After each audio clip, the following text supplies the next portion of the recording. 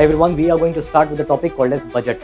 किसको हम capital receipt बोलेंगे, किसको रेवेन्यू रसीट बोलेंगे। ये सबसे बड़ा दिक्कत करता है आपको, ठीक। असेट क्या होता है, लायबिलिटी क्या होता है, उसमें प्रॉब्लम आती है। अब गुड कमाई बैड कमाई कैसे पता होता है, कौन सा खर्चा बुरा खर्चा होगा, that is a good expenditure. Yes, तो एक होती है अच्छी कमाई, एक होती है बुरी कमाई, एक होता है अच्छा खर्चा, एक होता है बुरा खर्चा। इतनी बात अगर समझ चुके हो, अगर इसमें अगर 10% भी समझ चुके हो ना, तो पूरी बजट का चैप्टर आपके लिए खत्म है। ठीक है, बजट क्या है, बेसिकली इनकम को रसीद के नाम से जानते हैं। इतनी बात क्लियर है। क्या बोलते हैं, रसीद। ये जो बजट होता है ना, इसमें दो कैटेगरी में डालते हैं। अब रेवेन्यू बजट में भाई दो तरीके के होंगे। Asset is something which will give you return, इसको बोलते हैं कैपिटल तरीके का खर्चा। अभी आपको एग्जाम में सवाल जो अभी लगेगा कंफ्यूजिंग, क्योंकि कंफ्यूजिंग है, बट ट्रस्ट मी बहुत इजी हो जाएगा आपके लिए। इफेक्ट करना है, इंक्रीज और डिक्रीज हो, कोई दिक्कत नहीं है हमें। जब पैसे आए हैं तो आप क्या बोलोगे, क्या है, कमाई। अब सवाल है कि मैं इसको इसके आगे कैपिटल लिखूं या रेवेन्यू लिखूं।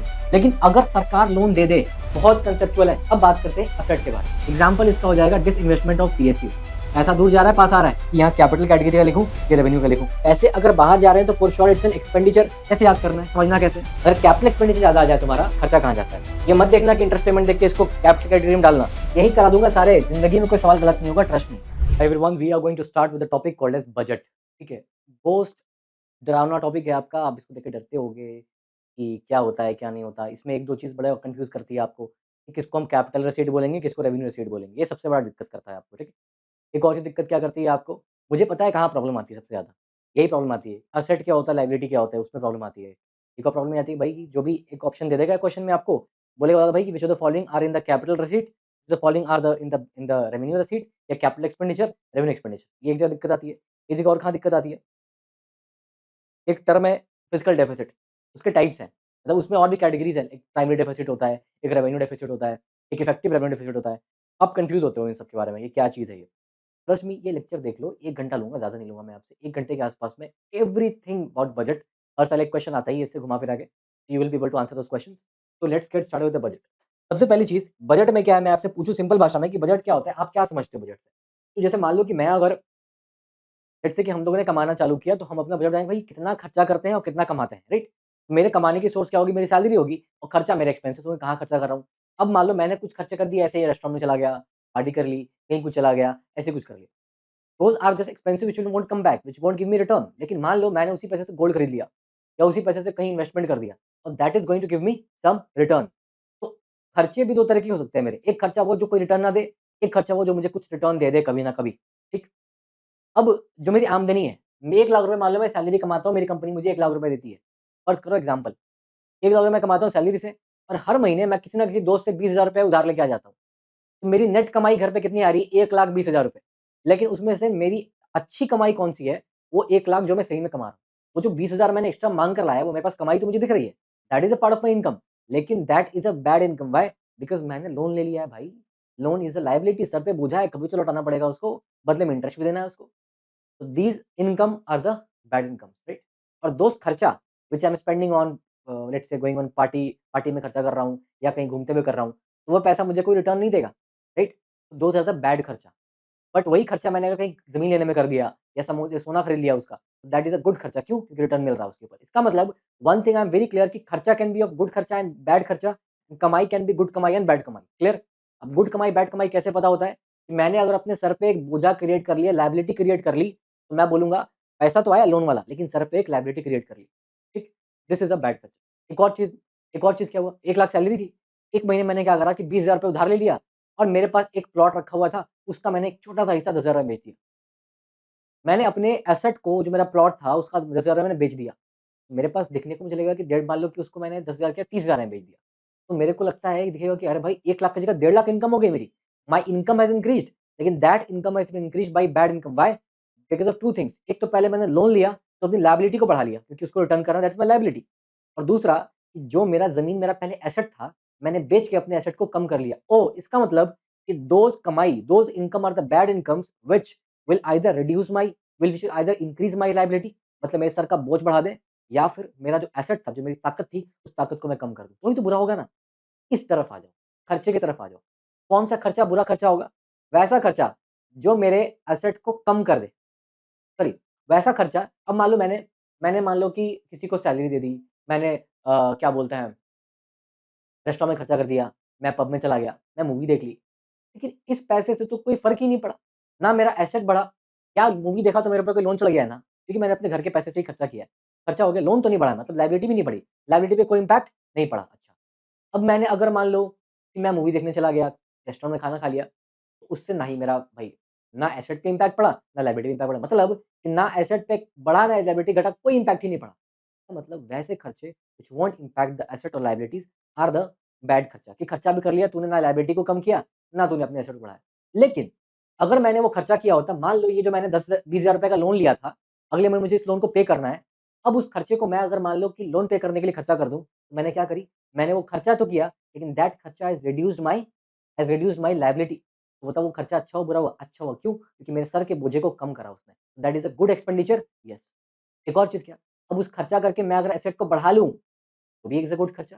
तो दोज खर्चा which will either reduce my liability or increase my asset will be a good खर्चा। yes, and those कमाई which will either increase my liability or reduce my asset will be a bad कमाई, right? तो एक एक होती है अच्छी कमाई, एक होती है बुरी कमाई, एक होता है अच्छा खर्चा, एक होता है बुरा खर्चा। इतनी बात क्लियर है? इतनी बात अगर समझ चुके हो, अगर इसमें अगर इसका 10% भी समझ चुके हो ना, तो पूरी बजट का चैप्टर आपके लिए खत्म है। ठीक है, तो मैं आपको क्या समझा रहा हूँ, बजट जो मेरे पास होता है ना, बजट का कंपोनेंट होता है, मेरे पास दो पार्ट होते हैं बजट के। बजट क्या है basically? Budget is nothing but सरकार कितना कमाती है और कितना खर्च करती है, राइट? मैं जनरल बजट जो बनाते हैं हम लोग, उसको क्या बोलते हैं हम लोग, बताता हूँ मैं आपको। ये बजट बनाया मैंने, अब मान लो कि यहाँ पे एक तो मेरी सबसे पहले क्या करोगे, कमाई करोगे, कमाओगे सबसे पहले, ये लिख लेता हूँ मैं आपकी इनकम, ठीक? और एक को बोल दूंगा मैं, जो आपने खर्चा किया उसको बोल दूंगा एक्सपेंडिचर। अब लेकिन सरकार में क्या होता है ना, जो तू खर्चा करता है ना, उसको वो इनकम नहीं बोलते, इसको एक स्पेशल नाम दे दिया इन्होंने, इसको वो लोग रसीद बोलते हैं। बोलने दो यार, क्या प्रॉब्लम है? इनकम को रसीद के नाम से जानते हैं, इतनी बात क्लियर है? क्या बोलते हैं? रसीद। चलो ठीक है, अब मुझे तो पता है ना, एक कमाई जो होगी, एक कमाई होगी जो अच्छी कमाई होगी, अरे बोल यार, एक कमाई होगी जो कि अच्छी कमाई होगी, that will be a good income. क्या गुड इनकम को गुड रसीट लिख दूं? इनकम रसीट एक ही चीज है, दोनों एक जगह यूज हो रहा है। It is a good receipt. या तू ना एक काम करना, तू गुड इनकम ही लिख ले यार। एक इनकम होगा जो बुरा इनकम होगा, will be a bad income. और एक एक तुम्हारा खर्चा होगा which will be a good खर्चा, गुड एक्सपेंडिचर। एंड एक खर्चा होगा जो तुम्हारा बुरा खर्चा होगा, will be a bad expenditure. ठीक। अब मुझे बताओ एक बात, इस गुड इनकम को मैं रसीद बोल सकता हूँ ना, कोई दिक्कत नहीं, ठीक है। अब हुआ क्या कि जो बजट होता है ना, इसको मैं दो कैटेगरी में डालता हूँ। एक बोलता हूँ रेवेन्यू कैटेगरी, एक बोलता हूँ मैं कैपिटल कैटेगरी। आपको समझ में कुछ नहीं आया, मैंने बजट को दो पार्ट में तोड़ दिया। ये मेरा बजट है, मैंने बजट को क्या करा, ये मान लो मेरा बजट है, मैंने बजट के दो सेक्शन कर दिए, 20 से काट दिया। एक को बोला रेवेन्यू कैटेगरी का बजट, एक को बोला कैपिटल कैटेगरी का बजट। इसको बोल दिया रेवेन्यू बजट, इसको बोल दिया कैपिटल बजट। अब रेवेन्यू बजट में भाई दो तरीके के होंगे, एक तो तुम्हारी कमाई होगी, मतलब रेवेन्यू कमाई, रेवेन्यू तरह की कमाई। तो रेवेन्यू कमाई को मैं क्या बोलूंगा, कमाई को क्या बोलते हैं? रसीट। तो रेवेन्यू रसीट। और ये रेवेन्यू तरीके का खर्चा तो क्या बोलेंगे? Revenue expenditure. सेम यहाँ पे भी कर दो, कैपिटल तरीके का खर्चा, कैपिटल तरह की कमाई तो क्या बोलेंगे? कैपिटल कमाई को क्या बोलेंगे? कैपिटल इनकम, मतलब कैपिटल रसीट, इनकम रसीट एक ही बात है। और कैपिटल तरीके के खर्चे को क्या बोलेंगे? Capital expenditure. इतना तक बात आपको क्लियर है क्या? अब ये रेवेन्यू और कैपिटल क्यों बोलते हैं, ये समझा देता हूँ मैं आपको एक पेज। मैं क्या बोल रहा हूँ आपसे, आप तो समझो एसेट या समझो लायबिलिटी, ठीक है? Asset is something which will give you return, ठीक है? तो इस पे तुमको क्या मिलता है? इस पे रिटर्न आता है, you will get the return, ठीक? लायबिलिटी समथिंग जिस पे आपको कुछ ना कुछ रिटर्न देना पड़ता है, ठीक है? यू हैव टू पे, लेट्स से फॉर एग्जांपल, तो आपको इंटरेस्ट पे करना पड़ेगा। समझो कि लायबिलिटी आपके लिए क्या है? एक बर्डन है। बोलते नहीं है कि भाई मेरा मेरा बच्चा मेरे लिए एसेट है, या लोग बोलते हैं मेरा बच्चा यार बोझ बन गया है क्योंकि कमाता हुआ नहीं है। ये वो बर्डन है। लेकिन आप कमाओगे, रिटर्न दोगे घर पे, तो क्या बन जाओगे? आप एसेट बन जाओगे, आप उनके सोना, वो हीरा हीरा बन जाओगे आप उनके लिए, ठीक है? वो चीज़ हो जाती है। ये हो गया आपके पास, ठीक है भाई। अब मैं क्या बोल रहा हूँ आपसे कि वैसा कमाई, ठीक है? वैसा कमाई, यानी वैसा कमाई, वैसा इनकम या वैसा खर्चा, कुछ भी, जो कि एसेट और लायबिलिटी को इम्पैक्ट डालता है, उसको बोलते हैं कैपिटल तरीके का खर्चा, कैपिटल तरीके का की कमाई, इनकम को रसीद बोल सकते हैं, या फिर कैपिटल तरीके का खर्चा। मतलब कि मैंने जो भी खर्चा किया, लेट्स से फॉर एग्जांपल, अभी आपको एग्जाम में सवाल देखो अभी लगेगा कंफ्यूजिंग, क्योंकि कंफ्यूजिंग है, बट ट्रस्ट मी बहुत ईजी हो जाएगा आपके लिए। कैपिटल इनकम मतलब कि वो किस किस तरह के खर्चे को या किस तरह की कमाई को मैं कैपिटल वाले कैटेगरी में डालूंगा, जो एसेट या लायबिलिटी को इंपैक्ट करे। इंपैक्ट मतलब या तो बढ़ा रहे या तो घटा दे, तो दे विल इंपैक्ट। तो कैपिटल बजट वाले को मैं किस में डालूंगा? Which will impact my asset और लायबिलिटी, और जो इस पे बिल्कुल ही इफेक्ट नहीं डालेंगे उसको मैं रेवेन्यू कैटेगरी में डालूंगा। तो इसका मतलब मैं अगर यहाँ पे बोलूँ तो ये जो रेवेन्यू वाला है, इट डज नॉट, इसका कोई कनेक्शन नहीं है आपके एसेट या लायबिलिटी से। मैंने अगर रेस्टोरेंट में खाना खा लिया, ना मेरा एसेट बढ़ा, ना मेरी लायबिलिटी घटी, ना एसेट बढ़ा ना घटा, ना लायबिलिटी बढ़ी ना घटी, दोनों में कोई इम्पैक्ट नहीं पड़ा, उसको मैं कहाँ डालूंगा? रेवेन्यू में डालूंगा। अच्छा, जो मेरा सैलरी आया मुझे, सैलरी से जो मेरी कमाई आई, वो तो रसीट है, उसमें किस कैटेगरी में डालूं? रेवेन्यू में डालूं, कैपिटल में डालूं? तुम बोलोगे तुम खर्चा देखो क्या हुआ, एसेट लायबिलिटी बढ़ी घटी, बस सैलरी आई तो कुछ ना बढ़ा, एसेट में कोई इम्पैक्ट नहीं पड़ा, लायबिलिटी में इम्पैक्ट नहीं पड़ा, तो कहाँ डालोगे? रेवेन्यू, रेवेन्यू कैटेगरी में डालोगे। लेकिन कमाई है तो कमाई को income, revenue receipt, this is what you will do. मैं करवा के दिखाऊंगा आपको, ठीक है। और कैपिटल वाले क्या करते हैं? दे इफेक्ट, तो बढ़ाएंगे या घटाएंगे कुछ भी कर सकते हैं, लेकिन either increase it either decrease, effect करना है, इंक्रीज और डिक्रीज को कोई दिक्कत नहीं है हमें। ये बात क्लियर है? अब मुझे बताओ ये good income, good expenditure, bad expenditure बाद में बात करेंगे। मैं आपसे कुछ-कुछ चीज़ें पूछूँगा, आप मुझे बताओगे एक-एक करके। मैंने अगर बोला आपसे कि सरकार ने लोन लिया, ठीक है? लोन लिया अभी सरकार ने, लोन ले लिया तो सरकार के पास क्या पैसे आए हैं? तुम बोलोगे यस, पैसे तो आए हैं। मेरी गवर्नमेंट के पास पैसे आए हैं। आप तो ऐसे चेक करोगे कैसे क्या करना है, कुछ रटना रटना नहीं है आपको। पैसे सरकार के पास आए हैं। जब पैसे आए हैं तो आप क्या बोलोगे? क्या है? कमाई, क्योंकि पैसा मेरे तरफ आ रहा है।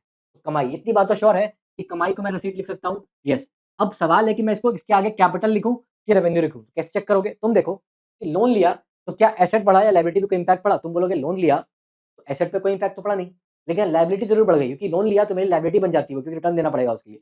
इसका मतलब लोन लेने से क्या हुआ? मेरी लायबिलिटी बढ़ गई। इससे क्या हो गया मेरी? इससे मेरी लायबिलिटी क्या हो गई? बढ़ गई। लायबिलिटी बढ़ गई मतलब इम्पैक्ट तो पड़ा ही, ठीक है। इसका मतलब कि इसको मैं लोन को मैं किस रिसीट में डालूंगा? आई will put this in the capital, और बताओ यार कैपिटल और किस में? पुट इस द कैपिटल रिसीट कैटेगरी, आगे ना? यस, तो लोन सरकार कर लेती है which is put in the capital receipt category. इतनी बात क्लियर है आपको? और बात करते हैं। मैंने अगर आपसे बोला एक चीज और, आप देखो और सवाल देखो, लोन लिया कैपिटल रिसीट में आ गया, ठीक है।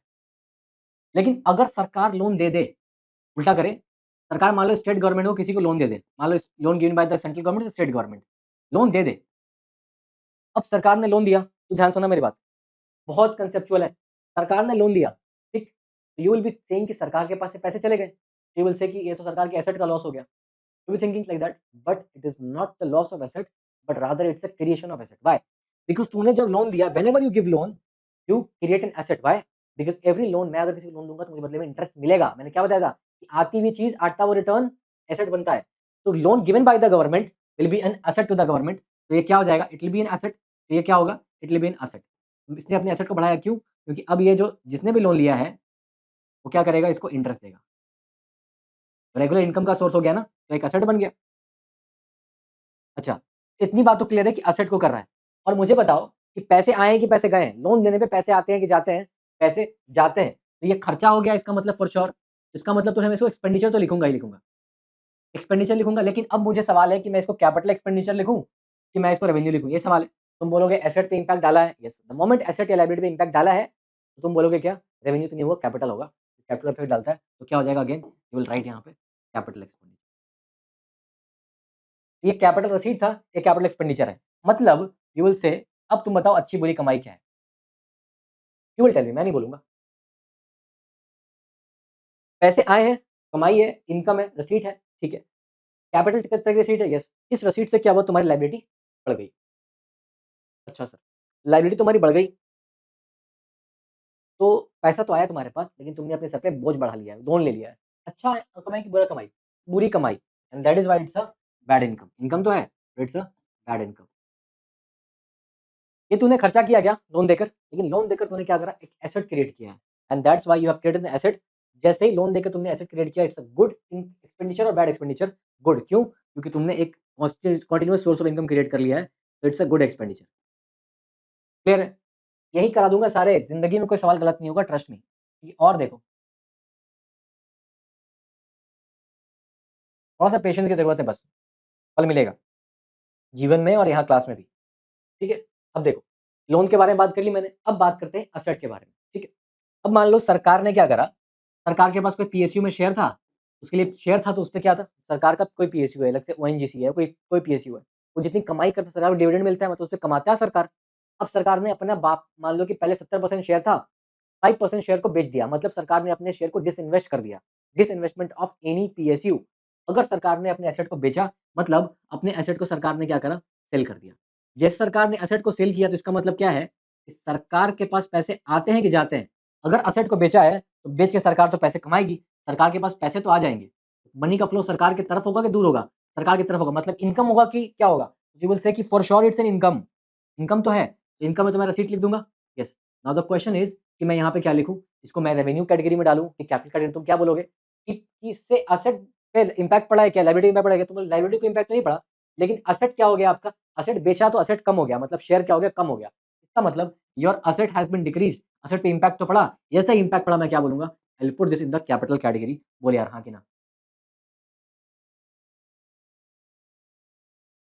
ठीक, एक और एग्जांपल देखना है, एक और एग्जांपल देखो। हाँ हाँ बैड इनकम, गुड कर लिया, लोन कर लिया, असेट, ठीक है। अब सरकार ने क्या करा, किसी के शेयर को खरीद लिया, ठीक है। लेट से सरकार ने क्या किया, असेट का क्रिएशन किया। मान लो सरकार ने रोड बना दिया, पैसे तो खर्चे किए बट रोड बना लिया। एग्जांपल दे देता हूं मैं आपको, कंफ्यूजन हो रहा होगा थोड़ा बहुत, ठीक है, दे देता हूं एग्जांपल। एग्जांपल इसका हो जाएगा dish investment of PSU.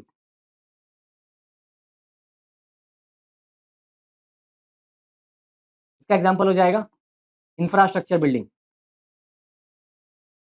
Investment in infrastructure creation. आपने इंफ्रा, जैसे रोड बनाया, हाईवे बनाया, तो क्या बनाया, इंफ्रा का क्रिएशन किया। तो बनाकर आपने क्या करा, अपने एसेट को बढ़ा दिया। बोले यार, एसेट बढ़ाया तो बताओ, इंफ्रा के लिए तुमने जब एसेट, इंफ्रा के लिए जब तुमने खर्चा किया, इंफ्रा बनाने के लिए तो खर्चा किया होगा। अब खर्चा किया होगा तो सरकार से पैसे आ रहे हैं कि जा रहे हैं, तो सरकार से पैसे तो जा रहे हैं, और श्योर सरकार से पैसे जा रहे हैं। पैसा दूर जा रहा है, पास आ रहा है, दूर जा रहा है, दूर जा रहा है, तो कमाई है कि खर्चा है, खर्चा है। तो खर्चे को मैं क्या लिखता हूँ, खर्चे को मैं लिखता हूँ एक्सपेंडिचर। तो for sure I will write here receipt नहीं, एक्सपेंडिचर लिखूंगा। बट क्वेश्चन अगेन राइज कि यहाँ कैपिटल कैटेगरी का लिखूं कि रेवेन्यू का लिखूं। तुम बोलोगे सिंपल सी बात है, चेक करके एसेट पे इंपैक्ट पड़ा, विल से कि यस एसेट तो बढ़ा है, एसेट बढ़ा है, इसका मतलब इंपैक्ट तो पड़ा, एसेट पे कुछ तो इंपैक्ट डाला, तो कैपिटल की रेवेन्यू, तुम बोलोगे फॉर श्योर कैपिटल, क्योंकि रेवेन्यू तो इंपैक्ट नहीं डालता। अच्छा अब बता, ये खर्चा किया और करके एसेट को बढ़ाया है, अच्छा खर्चा कि बुरा खर्चा, एसेट बढ़ाया मतलब कि मुझे रिटर्न देगा, मेरे लिए फायदा की चीज है, तो अच्छा खर्चा कि बुरा खर्चा, it's a good expenditure, and that's why my friends, this is a good expenditure. खर्चा करके तुमने एक रोड बना लिया, अपने लिए एक एसेट क्रिएट किया, it's a good good expenditure. ये आज तुमने, ये तुम्हारी कमाई तो हो गई, लेकिन तूने अपने एसेट को बेच के कमाया, घर का सोना बेच के कमा लिया, जमीन बेच के कमा लिया, पैसा जमीन बेच के खा रहे हो, you have decreased your asset, and that's whenever सरकार विल डिसइन्वेस्ट द पीएसयू, सरकार can earn the money, however this is a bad earning of the government. This is what, ऐसा खर्च कैसी कमाई है, इट्स अ बैड इनकम, ठीक है। अच्छा एक बात बता, कैपिटल रसीट दोनों ही कैपिटल रसीट है और दोनों ही बैड इनकम है। कैपिटल एक्सपेंडिचर दोनों ही कैपिटल एक्सपेंडिचर है और दोनों ही गुड एक्सपेंडिचर है। अच्छा इसका मतलब कि आपके आपके capital receipts are the bad receipts और capital expenditure are the good good expenditures, उल्टा है, ठीक है। एग्जाम में कैसे याद करो, याद नहीं करना, समझना है पहले, और समझ के फिर एक ट्रिक देता हूँ, ट्रिक में याद रखना। आप ऐसे याद करोगे, यार तू खर्चा कर ले, खर्चा करके तुमने एसेट पे क्रिएशन किया है, एंड दैट इज व्हाट, आपने क्या करा, कैपिटल एक्सपेंडिचर, ठीक है। अच्छा आपने लोन दिया, किसी को लोन दिया है, लोन दिया है तो आपने खर्चा किया है, आपने पैसे कम किए हैं, पैसे कम किए, एसेट क्रिएशन किया है, तो कैपिटल एक्सपेंडिचर। एक और यहाँ बड़ा ही प्यारा है, बता देता हूँ मैं आपको, और बहुत ही कंफ्यूजिंग है, वो लोग कंफ्यूज होते हैं। मैं अगर आपसे बोलूँ कि भाई एक बात बता, मैं लोन को, यहाँ तो लोन ले रहा था या लोन दे रहा था, मैं यहाँ पे कुछ नहीं कर रहा हूँ इन दोनों में से, मैं लोन का रीपेमेंट कर रहा हूँ। मैं क्या कर रहा हूँ, मैं अपने लोन का रीपेमेंट कर रहा हूँ, मतलब मैंने पिछले साल जो 20,000 रुपये लिया, पिछले महीने 20,000 रुपये लिया था, इस महीने मैं उस 20,000 को रीपेमेंट कर रहा हूँ। तो क्या पेमेंट रीपेमेंट कर रहा हूँ, लोन लिया था पिछले महीने अब दे रहा हूँ। तो ये करने पे क्या मैं अपने लायबिलिटी को कम कर रहा हूँ, यस। लायबिलिटी को कम कर रहा हूँ तो क्या अपने सर के बोझ को कम कर रहा हूँ, यस। लेकिन खर्चा हो रहा है, यस। तू बोलेगा कि लोन रीपेमेंट करने में सरकार अगर लोन को रीपे करती है तो खर्चा होता है क्या, यस। तो पैसे बाहर जा रहे हैं, पैसे अगर बाहर जा रहे हैं तो for sure it's an expenditure, yes. तो इट्स एन एक्सपेंडिचर। सवाल है कि किस तरह का एक्सपेंडिचर है, कैपिटल है कि नहीं। तू बोलेगा क्या कि लोन रीपेमेंट करने के बाद, लोन जैसे तू रीपेमेंट कर देगा, तेरी क्या हो जाएगी, तेरी लायबिलिटी जो बनी हुई थी पहले लोन की वो कम हो जाएगी। लायबिलिटी कम होगी तो लायबिलिटी इम्पैक्ट तो पड़ा ही है। जैसे ही एसेट लायबिलिटी पे इंपैक्ट पड़ेगा तो क्या बोलेगा, it will be a capital, क्योंकि जैसे ही इंपैक्ट डालता है किसी पे भी, एसेट लायबिलिटी दोनों पे, बढ़ा दे घटा दे कुछ भी कर दे, ठीक है। अब मुझे तुम एक बात बताओगे, इसके बाद मैं अच्छा फील कब करूंगा, कैसे याद करना है, समझना कैसे। मैं अच्छा अच्छा कब फ़ील करूँगा? मैंने खर्चा तो कर दिया, अब खर्चा करके मैं अच्छा कब फ़ील कर सकता हूँ? या तो मैंने खर्चा किया हो और उससे कोई एसेट का क्रिएशन हो गया हो, मतलब मेरा एसेट क्या हो गया हो? बढ़ गया हो, या फिर मेरी लायबिलिटी क्या हो गई हो? लायबिलिटी कम हो गई हो, तभी तो अच्छा फ़ील करूँगा। लायबिलिटी कब कम होगी? जब तू क्या करेगा? लोन रीपेमेंट करेगा, ठीक है? और एसेट कब बढ़ेगा? एसेट कब बढ़ेगा? जब या तो तुम मान लो let's say for example infrastructure का क्रिएशन कर लो, या तुम किसी को लोन दे दो।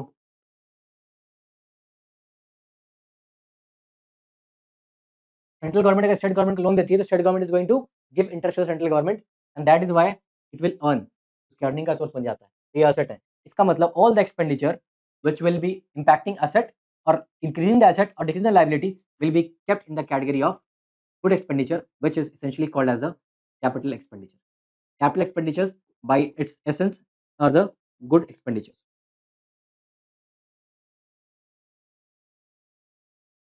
ठीक है? समझा? अब मैं बुरा कब फील करूंगा? मेरे लिए बुरा खर्चा क्या होगा? यार मैंने खर्चा भी कर दिया और मेरे एसेट लायबिलिटी पे ना मैंने खर्चा करके अपने एसेट को बढ़ाया, ना अपने लोन को ही चुकाया। पैसा कमा के इंसान जो सर पे लोन है उसको भी नहीं चुका पाया मैं, बस खर्चा किए जा रहा हूँ, लोन का बना रहा, लायबिलिटी बनी रही और मेरा एसेट भी क्रिएशन नहीं हुआ। ये तो गंदा खर्चा हुआ यार। दिस काइंड ऑफ खर्चा will be bad expenditure which won't impact, जो कि आपके एसेट को भी कोई इम्पैक्ट नहीं डालेगा, उसपे कोई इम्पैक्ट नहीं बढ़ाएगा, कोई इम्पैक्ट नहीं डालेगा, ना तेरी लायबिलिटी पे कोई इम्पैक्ट डालेगा, ना बढ़ाएगा, ना घटाएगा। ऐसे खर्चे को हम क्या बोलते हैं? We call this kind of खर्चा as a bad expenditure, bad खर्चा and this is what we call as, इसी को हम क्या बोलते हैं? इसी को बोलते हैं रेवेन्यू एक्सपेंडिचर। इसका एग्ज़ाम्पल क्या है? Given expenditure on the salary. क्या एक्सपेंडिचर? आपने क्या करा? आपने लोग को सैलरी दी, सरकार लोग को सैलरी दे रही है, सरकार लोग को पेंशन दे रही है। ये जो खर्चा तो कर दे रही है बट इस खर्चे से सरकार का ना ही कुछ एसेट बन रहा है, ना रोड बन रहे हैं, ना उसकी सरकार ने जो फिस्कल लिबर्टी लोन लिया है वो लोन कम हो रहा है। And that is what, this are the bad खर्चा ऑफ द गवर्नमेंट। समझा? इतनी बात क्लियर है? दिस इज़ अ बैड खर्चा। गुड खर्चा, बैड खर्चा। अच्छा, अब let's talk about the good कमाई एंड बैड कमाई। ठीक है? क्या बात करेंगे? गुड कमाई एंड बैड कमाई। कर लो बात। Good income and bad income. Receipt बोलेंगे हम लोग, ठीक है? अच्छा, गुड इनकम तुम कब तुम अच्छा फ़ील करोगे कमा के? कि अपने तुमने ना अपने तुमने कमा भी लिया और तुम्हारा एसेट भी कम नहीं हुआ। मतलब तुमने, एक तो होता है कि तुमने पीएसयू को का शेयर बेच के कमाया। You want but at what cost? अपने शेयर को कम करके गए हो। लेकिन इसने इसने पैसा भी कमाया और सैलरी मिली है, मतलब इसको, सैलरी मिली। तो ना एसेट कम हुआ, ना लायबिलिटी बढ़ी, ना लोन ही लिया है, ना ज़मीन ही बेचा है। तो उसको क्या बोलेंगे? एसेट अगर कम नहीं हुआ, एसेट पे इम्पैक्ट नहीं डाला तो क्या हो जाएगा? Good income. लायबिलिटी को भी बढ़ाया नहीं, ठीक है? इसको भी बढ़ाया नहीं, तो क्या हो जाएगा ये भी नहीं किया, ये भी नहीं किया, it's a good income and that is why it will be called as a revenue. अब दोनों पे इम्पैक्ट नहीं डाला है, तो किस कैटेगरी में डालेंगे? रेवेन्यू। और इनकम को क्या बोलते हैं? रसीट। इसलिए revenue, receipt are the good receipts. Clear? और बैड इनकम कौन-सा होगा? तूने इनकम तो कर लिया, बट ये इनकम कैसे किया? ये इनकम तुमने किया, या तो तुमने क्या करा? अपने स्टेक बेच दिए। स्टेक बेचा मतलब क्या हो गया आपका? एसेट क्या हो गया? कम हो गया। पैसा तो आया तुम्हारे पास बट एसेट बेच के आया, अच्छा। और क्या? या फिर तुमने क्या करी? बोरोइंग कर ली, मतलब लोन ले लिया। जैसे तुमने लोन लिया, तुमने क्या करा? तुमने अपनी लायबिलिटी को बढ़ा लिया। तो लायबिलिटी तुम्हारी बढ़ गई, तुम्हारे सर का बोझा बढ़ गया और तुम्हारा जो ताकत था वो ताकत भी कम हो गया। तो ये तुम बुरा फ़ील करोगे and that's why it will be counted in the bad income. कमा तो लिया बट एक बुरी कमाई है, ठीक है? और ये कौन-सी कमाई होती है? अब तुम बोलोगे क्या क्या डालें? भाई कमाई है तो ऑब्वियसली मैं रसीट ही बोलूँगा। ये तो बात सही है। बट क्वेश्चन इज़ कि मैं इसको रेवेन्यू बोलूँ, कैपिटल बोलूँ? वो बोलेगा एसेट पे इम्पैक्ट डाला है क्या? येस। लायबिलिटी डाला है कि हाँ, येस। दोनों पे इम्पैक्ट डाला है and that's why we will call this as a capital. Capital receipts are the bad receipts.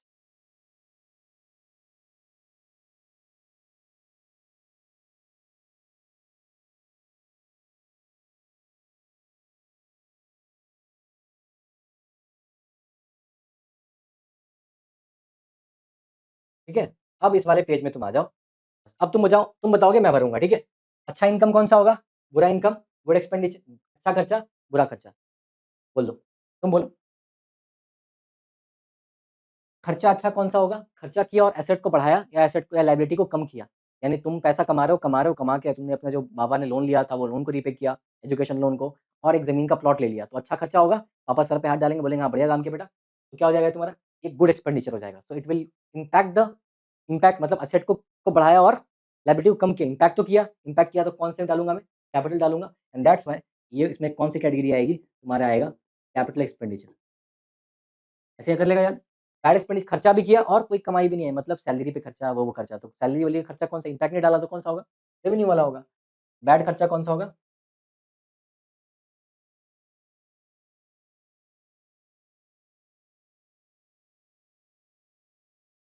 कौन सा होगा, इधर आ जाओ। गुड इनकम कौन सा होगा, तुमने पैसे कमाए, लेकिन ऐसा भी नहीं कि लोन लेके कमाया, या ऐसा नहीं कि अपने जमीन को बेच के कमाया, मतलब जमीन को बेचा मतलब एसेट कम ना किया, और लोन लेके लायबिलिटी बढ़ाया भी नहीं, मतलब इस पे कोई इंपैक्ट नहीं डाला, तो ये कौन सा होगा तुम्हारा, जो तुमने बिना इसके खर्चा किया, मतलब you have not impacted the asset liability, that's why it will be counted in the income with receipt ही तो बोलेंगे, इनकम विथ रसीट बोलेंगे, इतनी बात तो श्योर है मुझे। बट कैपिटल या फिर रेवेन्यू, तुम बोलोगे इंपैक्ट गुड है ना, इंपैक्ट नहीं डाला, तो मतलब कौन सा हो जाएगा, रेवेन्यू।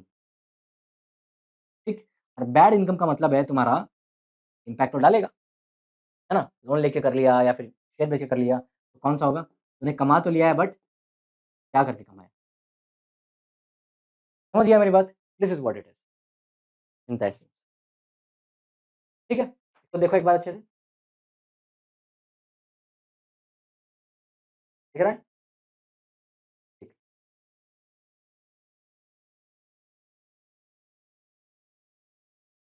ठीक है, देख लिया इसको, यहाँ तक क्लियर है, आगे बढ़े। अब एग्जाम में तुम लोग क्या करोगे, यही सब जो बताया ना वहाँ पे उसको फिल करोगे, रेवेन्यू शीट में क्या फिल करोगे कि सरकार की क्या क्या हो जाएगी रेवेन्यू शीट में, अब सरकार की इनकम का सोर्स क्या है, अब रेवेन्यू में तुम किसको डालोगे, सरकार का बता रहा हूँ, तुम फिल करना, ठीक है। इनकम है सरकार का, सरकार अगर टैक्स से पैसा कमाए, सरकार टैक्स में इनडायरेक्ट टैक्स या फिर डायरेक्ट टैक्स, मतलब इसमें क्या क्या आ जाएगा तुम्हारा, में आ जाएगा, में क्या आ जाएगा, में टैक्स आ जाएगा, टैक्स में direct tax, indirect tax, indirect tax में जीएसटी, और डायरेक्ट टैक्स में तुम्हारा इनकम टैक्स और कॉर्पोरेट टैक्स, है ना, ये सब आ जाएगा।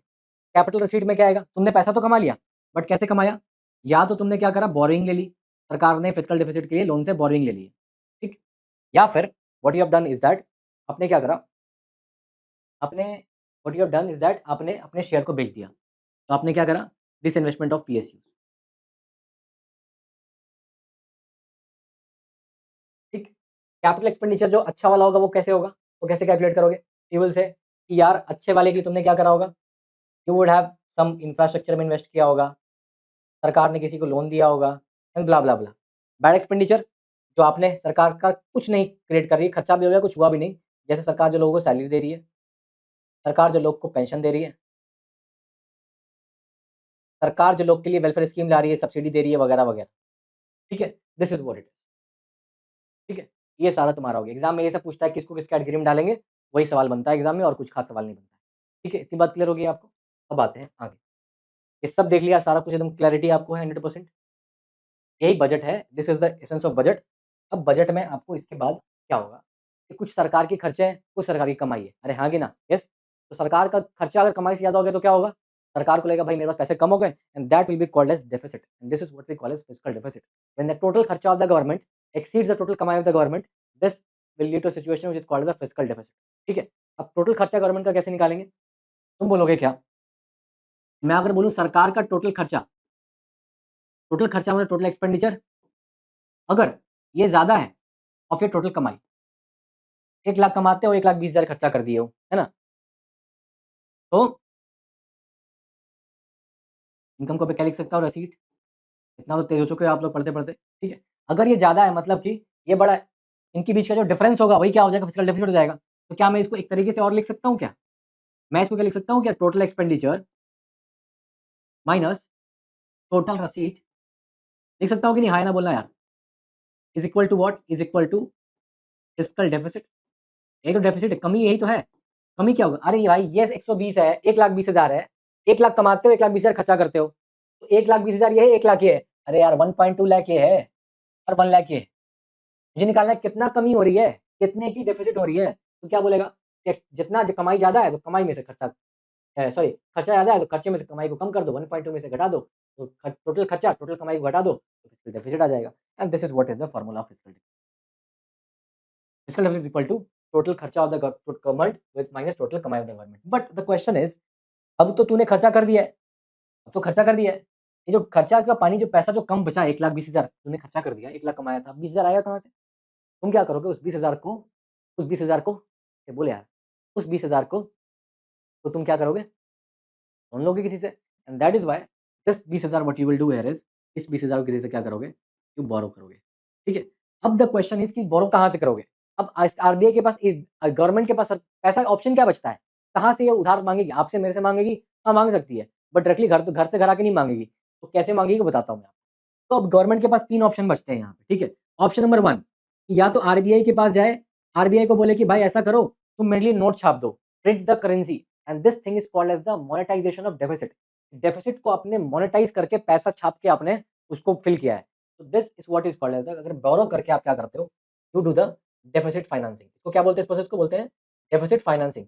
जब डेफिसिट को फाइनेंस करते हो, अब डेफिसिट को फाइनेंस करने के मेरे पास 3 तरीके हैं, वो हम लोग देख रहे हैं।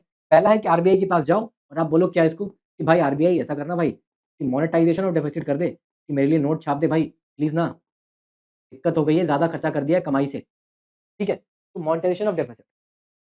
लेकिन इसका प्रॉब्लम क्या है, इसके साथ डाउनसाइड इशू क्या है? द इशू इज कि तूने जैसे ही ज्यादा करेंसी प्रिंट किया आरबीआई ने, that currency will go ultimately in the market, net amount of currency will increase, पैसा बढ़ जाएगा लोग के पास, money supply will increase, and that will lead to the inflation. That is why, इससे क्या होता है इशू, इससे ज्यादा पैसा छाप दोगे तो ज्यादा पैसा सर्कुलेट होगा, पैसा बढ़ जाएगी, मनी सप्लाई के बढ़ने से क्या होगा? इन्फ्लेशन। यही तो हुआ था वर्ल्ड वॉर वन के बाद जर्मनी में। जर्मनी पे सारा का सारा वॉर एंड में डाल दिया गया कि जितना भी वर्ल्ड वॉर वन का खर्चा है, सारा इज ऑन द जर्मनी को पे करना है। जर्मनी क्या करे भैया पैसा देने के लिए, छापना चालू करा पैसे, जब पैसे छापने चालू करे, then because of that hyperinflation आ गया जर्मनी में। ठीक है, खैर, बात की बात। तो अब हुआ क्या कि चूंकि because of this was having a very dire issue, अब ये बंद हो चुका है। 97 या 8 के बाद से ये बंद है, अब करते नहीं हम लोग। This is not which is allowed, this is not allowed. FRBM act जो आया था 2003 या 2 में आया था, उसने इसको मना कर दिया, अब ये नहीं होता। ठीक है? This is not an option, no way no zone है, एक ऑप्शन था बट यहाँ जा नहीं सकते। अब क्या करेगी यार, अब क्या करेगी सरकार? सरकार बोलती है ठीक है भैया कोई बात नहीं, हमारे पास एक दरवाजे बंद हुए, एक दरवाजा खोल लेंगे, एक ऑप्शन और निकालते हैं। ऐसा करते हैं कि उधार मांग लेते हैं, अपने देश से उधार मांग लेते हैं। तो क्या करें? इसका मतलब कि आप क्या कर रहे हो, आप इंटरनल, आप क्या कर रहे हो, डेट ले रहे हो, बट ये डेट क्या कर रहे हो, इंटरनली ले रहे हो, अपने देश के अंदर ले रहे हो, इसको क्या बोलेंगे? Internal debt. Now this is what is a very good thing सरकार कैन डू। अब हाउ सरकार कैन डू, सरकार can issue the treasury bills, सरकार can issue the government bond securities, उसके से सरकार जो पैसा लेती है हमसे, लॉन्ग टर्म पैसा लेती है, एंड दैट इज व्हाई ये सबसे बढ़िया इन्वेस्टमेंट का सोर्स है, ये सबसे क्लीन लोन का सोर्स है। अगर तीनों में सबसे अच्छा कोई है तो ये इंटरनल वाला। अच्छा, तो ये कैसे लेगी सरकार? ये लेगी via means of treasury bill, government security, etcetera etcetera. ठीक है?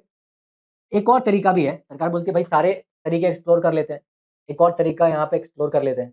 और तरीका है कि ये भी तो लोन ही ले लो, बट एक्सटर्नल ले लो, मतलब देश के बाहर से ले लो। क्वेश्चन, दिक्कत क्या है ना इसमें, जैसे तू एक्सटर्नल लोन लेगा ना, तो तुम्हारे पास एक्सटर्नैलिटी हो जाती है पैसे का, क्राइसिस शॉक का, कि रुपया बढ़ा घटा, उससे तुम्हारा ये लोन बहुत इफेक्ट करेगा। That is why external loan लेने पे सरकार के पास बहुत अनसर्टेनिटी होती है, एंड दैट्स सरकार जो है एक्सटर्नल लोन प्रेफर नहीं करती है। मैं प्रेफरेंस के बारे में बात करूँ, सबसे प्यारा लोन होता है आपका 2 नंबर वाला, जो घर से ले लो आप, घर की अच्छी घर की चीज़ें होती है। और उसके बाद है 1 वाला, सॉरी उसके बाद है 3 वाला, सबसे लास्ट में है और सबसे बुरा है 1 वाला, कि आपको तो नोट छापना ही नहीं है किसी भी हालत में। प्रेफरेंस ऑर्डर क्या है? This is the preference order. सबसे पहले इंटरनल डेट लो, और to tell you the fact, आज इंडिया में जो भी सरकार जो बोरो करती है ना, उसका 90% जो है वो तुम्हारा कहाँ होता है, वो इंटरनल होता है, और अराउंड 10% जो तुम्हारा होता है वो एक्सटर्नल होता है, और ये तो होता ही नहीं है, मॉडरेशन तो होता ही नहीं है। This is how the it will bridge the, ये तुम्हारा डेफिसिट। इतनी बात क्लियर है? इतनी चीज़ अगर दिमाग में तुम्हारे फिट हो गई है तो थोड़ा सा और आगे बढ़ के बात कर लेते हैं। ठीक है? क्लियर है? बजट को मैंने आपको शुरू में बोला था, बजट बहुत आसान है, इसलिए बोला था कि देख के डरो नहीं तुम लोग, क्योंकि सबसे फालतू टॉपिक बजट ही है। ठीक है? कंसेप्ट वाइज़, क्योंकि इसमें बहुत सारे कॉन्सेप्ट लगते हैं, और लेकिन डर जाते हो आप लोग देख के इसको, इसलिए मैंने बोला कि पहले ही वो होता है ना कि दिमाग साइकोलॉजिकल इफेक्ट डालना होता है। तो मैंने पहले बोला ताकि एक प्री कंसीव्ड नोशन लेके चलो कि बजट तो बहुत आसान है। आपको क्यों समझ में नहीं आता? तो बहुत सारे लोग क्या करेंगे, जो बता रहा था ना मैं वो सारी चीज़ें, लोग गिव अप कर देते हैं वहाँ पे। बोलते हैं कि यार ये तो बहुत समझ के बाहर है, छोड़ देते हैं, एक सवाल तो आएगा छोड़ देंगे। फिर मैंने बोला पहले कि ईज़ी है इसलिए आप क्या करोगे, आपको लगेगा यार आसान है, आगे समझ में तो आएगा ही आएगा। दैट्स व्हाई वो चीज़ करके चला था मैं। लेकिन फिर भी ट्रस्ट मी, अब आपको समझ में आ गया होगा, मैं 100% बोलता हूँ आ गया होगा। शुरू में दिक्कत हुई होगी, अब आ गया होगा, है ना? ठीक है, ठीक है। अच्छा मुझे एक बात बताओ तुम, ये जो डेट लिया है क्या आपने और मैंने लिया है ना? ये डेट सरकार ने लिया है।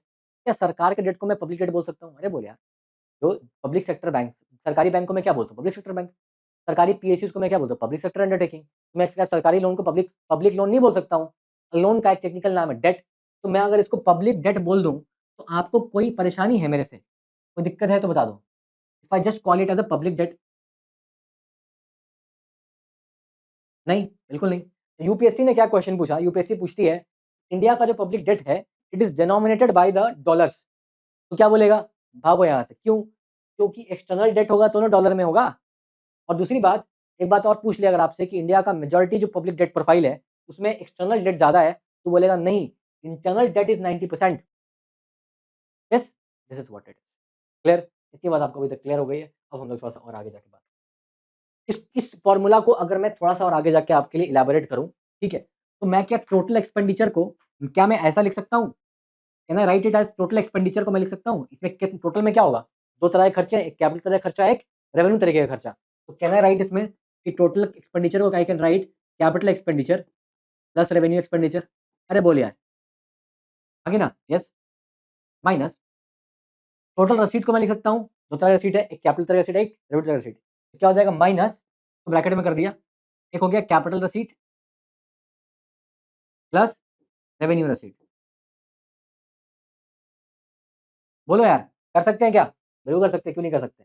अच्छा, अच्छा, ठीक बात है, बढ़िया। मैथमेटिकल फ़ॉर्मूला एडजस्ट करें, खुद से कुछ ना भी निकले। We just trying to experiment इस फ़ॉर्मूला को एडजस्ट करके। क्या पता कुछ निकल जाए, क्या पता कुछ ना भी निकले, ठीक है? अच्छा, तो अगर मैं ऐसा करूँ कि मैं इस रेवेन्यू वाले एक्सपेंडिचर को और मैं इस रेवेन्यू वाले रसीद को एक जगह लिख लूँ और मैं कैपिटल वाले को एक जगह लिख लूँ, तो कोई दिक्कत है आपको? ना। तो मैं इसको ऐसा लिख सकता हूँ क्या? इसको और इसको साथ में लिखो, तो क्या लिखोगे?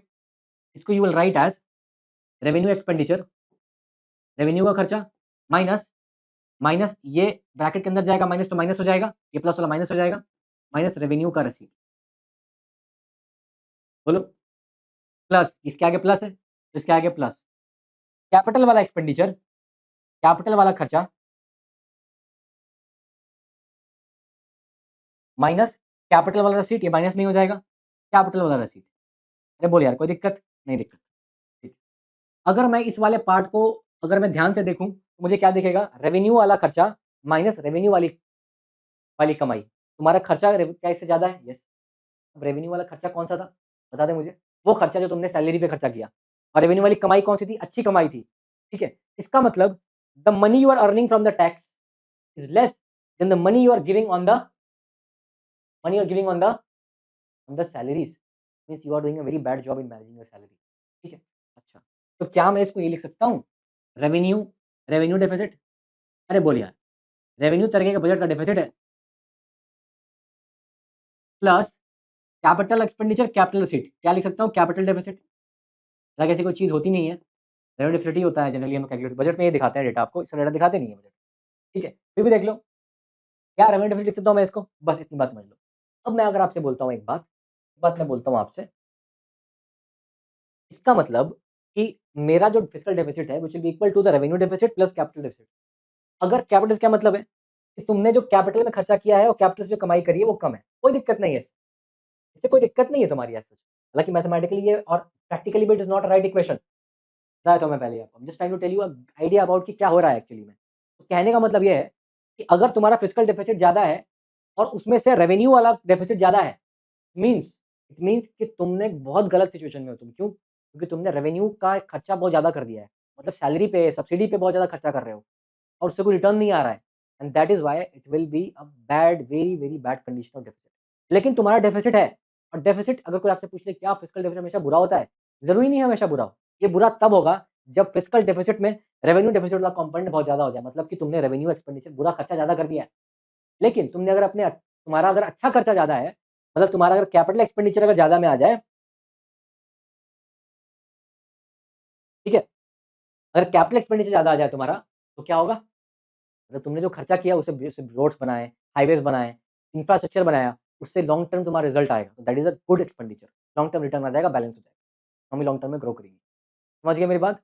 ये बात समझना ध्यान से। तो एक बात बता देता हूँ मैं आपको अभी के लिए, मैं अगर इसे कंक्लूजन क्या निकाल सकता हूँ, कंक्लूजन निकाल सकता हूँ कि अगर मैं बोलूँ आपसे फिस्कल डेफिसिट है, क्या हमेशा बुरा होगा? विल से कि हमेशा बुरा होगा? इट कैन बी गुड और इट कैन बी बैड। ये बुरा तब होगा जब तुम्हारा इसमें रेवेन्यू एक्सपेंडिचर बहुत ज़्यादा हो जाए, है ना? और खर्चे में आपने बुरा खर्चा ज़्यादा कर दिया है, बैड एक्सपेंडिचर है ये, ठीक है? और अच्छा कब होगा? जब तुम्हारा जो कैपिटल एक्सपेंडिचर है, तुम कैपिटल जनरेशन करो ना यार, ये ज़्यादा हो जाए। दोनों ही ज़्यादा होगा, दोनों ही खर्चा बढ़ाएगा, लेकिन ये अच्छे तरीके से। तुमने खर्चा किया 1 लाख की सैलरी में, बट तुमने क्या करा कि ज़मीन खरीद ली, लगेगा कि सैलरी पूरी चली गई है, but you are investing somewhere, flat ले लिया, ईएमआई दे रहे हो, तो that is again a investment. समझ रहा है मेरी बात? ध्यान रखना है, ठीक है? इतना देख लिया हमने, देख लिया, देख लिया, देख लिया, देख लिया, देख लिया, देख लिया, और क्या बचता है सब? अब डेफिसिट जो देख रहे हो ना, इसमें 2-3 तरह के डेफिसिट और यूपीएस और जो है ना आपके बजट में रिलीज़ होता है। एक को बोलते हैं प्राइमरी डेफिसिट, एक को बोलते हैं इफेक्टिव रेवेन्यू डेफिसिट, ठीक है? उसके बारे में बात हम लोग करेंगे, करते हैं उसके बारे में बात हम लोग। क्या नाम है उसका? एक का नाम है प्राइमरी डेफिसिट, एक का नाम है इफेक्टिव रेवेन्यू डेफिसिट। डेफिसिट के 3 टाइप्स हैं, एक फिस्कल डेफिसिट, एक रेवेन्यू डेफिसिट, एक इफेक्टिव रेवेन्यू डेफिसिट, एक प्राइमरी डेफिसिट। डेफिसिट के कितने टाइप्स मुझे पढ़ने हैं? मुझे डेफिसिट के कितने टाइप्स पढ़ने हैं? है सब यही बात, सब घुमा फिरा के एक ही बात बोलता है कि तुमने ज़्यादा खर्चा कर दिया भाई डेफिसिट हो गया। इसके कुछ टाइप्स मैंने दे दिए। अब टाइप सरकार ने क्या दिया है? ये सब हमारा काम बढ़ाने के लिए देते हैं ये लोग, और कोई बात नहीं है। एग्ज़ाम में सिलेबस बढ़ जाए इसके लिए देते हैं। एक सबसे पहला तुम्हारा तो सबका बाप है, fiscal deficit overall, total total total खर्चा, टोटल कमाई, उस पे कैलकुलेट करेंगे। एक आता है उसको बोलते हैं प्राइमरी डेफिसिट, ठीक? एक और आता है उसको बोलते हैं रेवेन्यू डेफिसिट,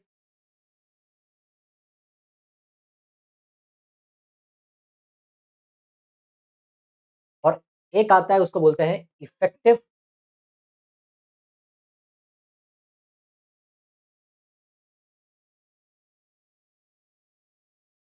मतलब क्या कि इनको ना चैन नहीं मिल रहा था कि रेवेन्यू डेफिसिट आसान हो जा रहा है यार, बच्चे का ज़िंदगी आसान है उसकी, एस्पिरेंट की ज़िंदगी को बर्बाद करो।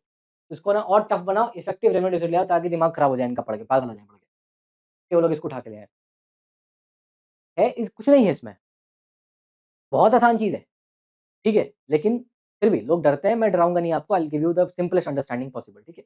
अब प्राइमरी डेफिसिट ये तो समझ लिया हमने ना, ये क्या है? भाई कुछ नहीं है, तुम्हारा टोटल खर्चा ज़्यादा था टोटल कमाई से, दोनों को माइनस कर दो, टोटल रसीट, तो तुम्हारा फिस्कल डेफिसिट निकल के आ जाएगा।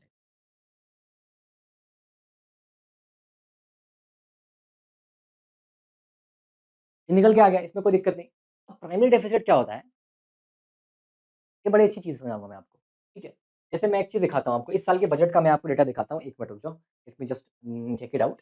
इस साल के बजट में आया है, हर साल ही आता है, मैं दिखाता हूँ उसमें एक चीज़ आपको, उससे और क्लैरिटी आएगी आपको। देखो, यही मैं बोल रहा था, ये इस साल के बजट का डॉक्यूमेंट है, ठीक है? इसको ध्यान से देखना, हम लोग देखते हैं इसमें से।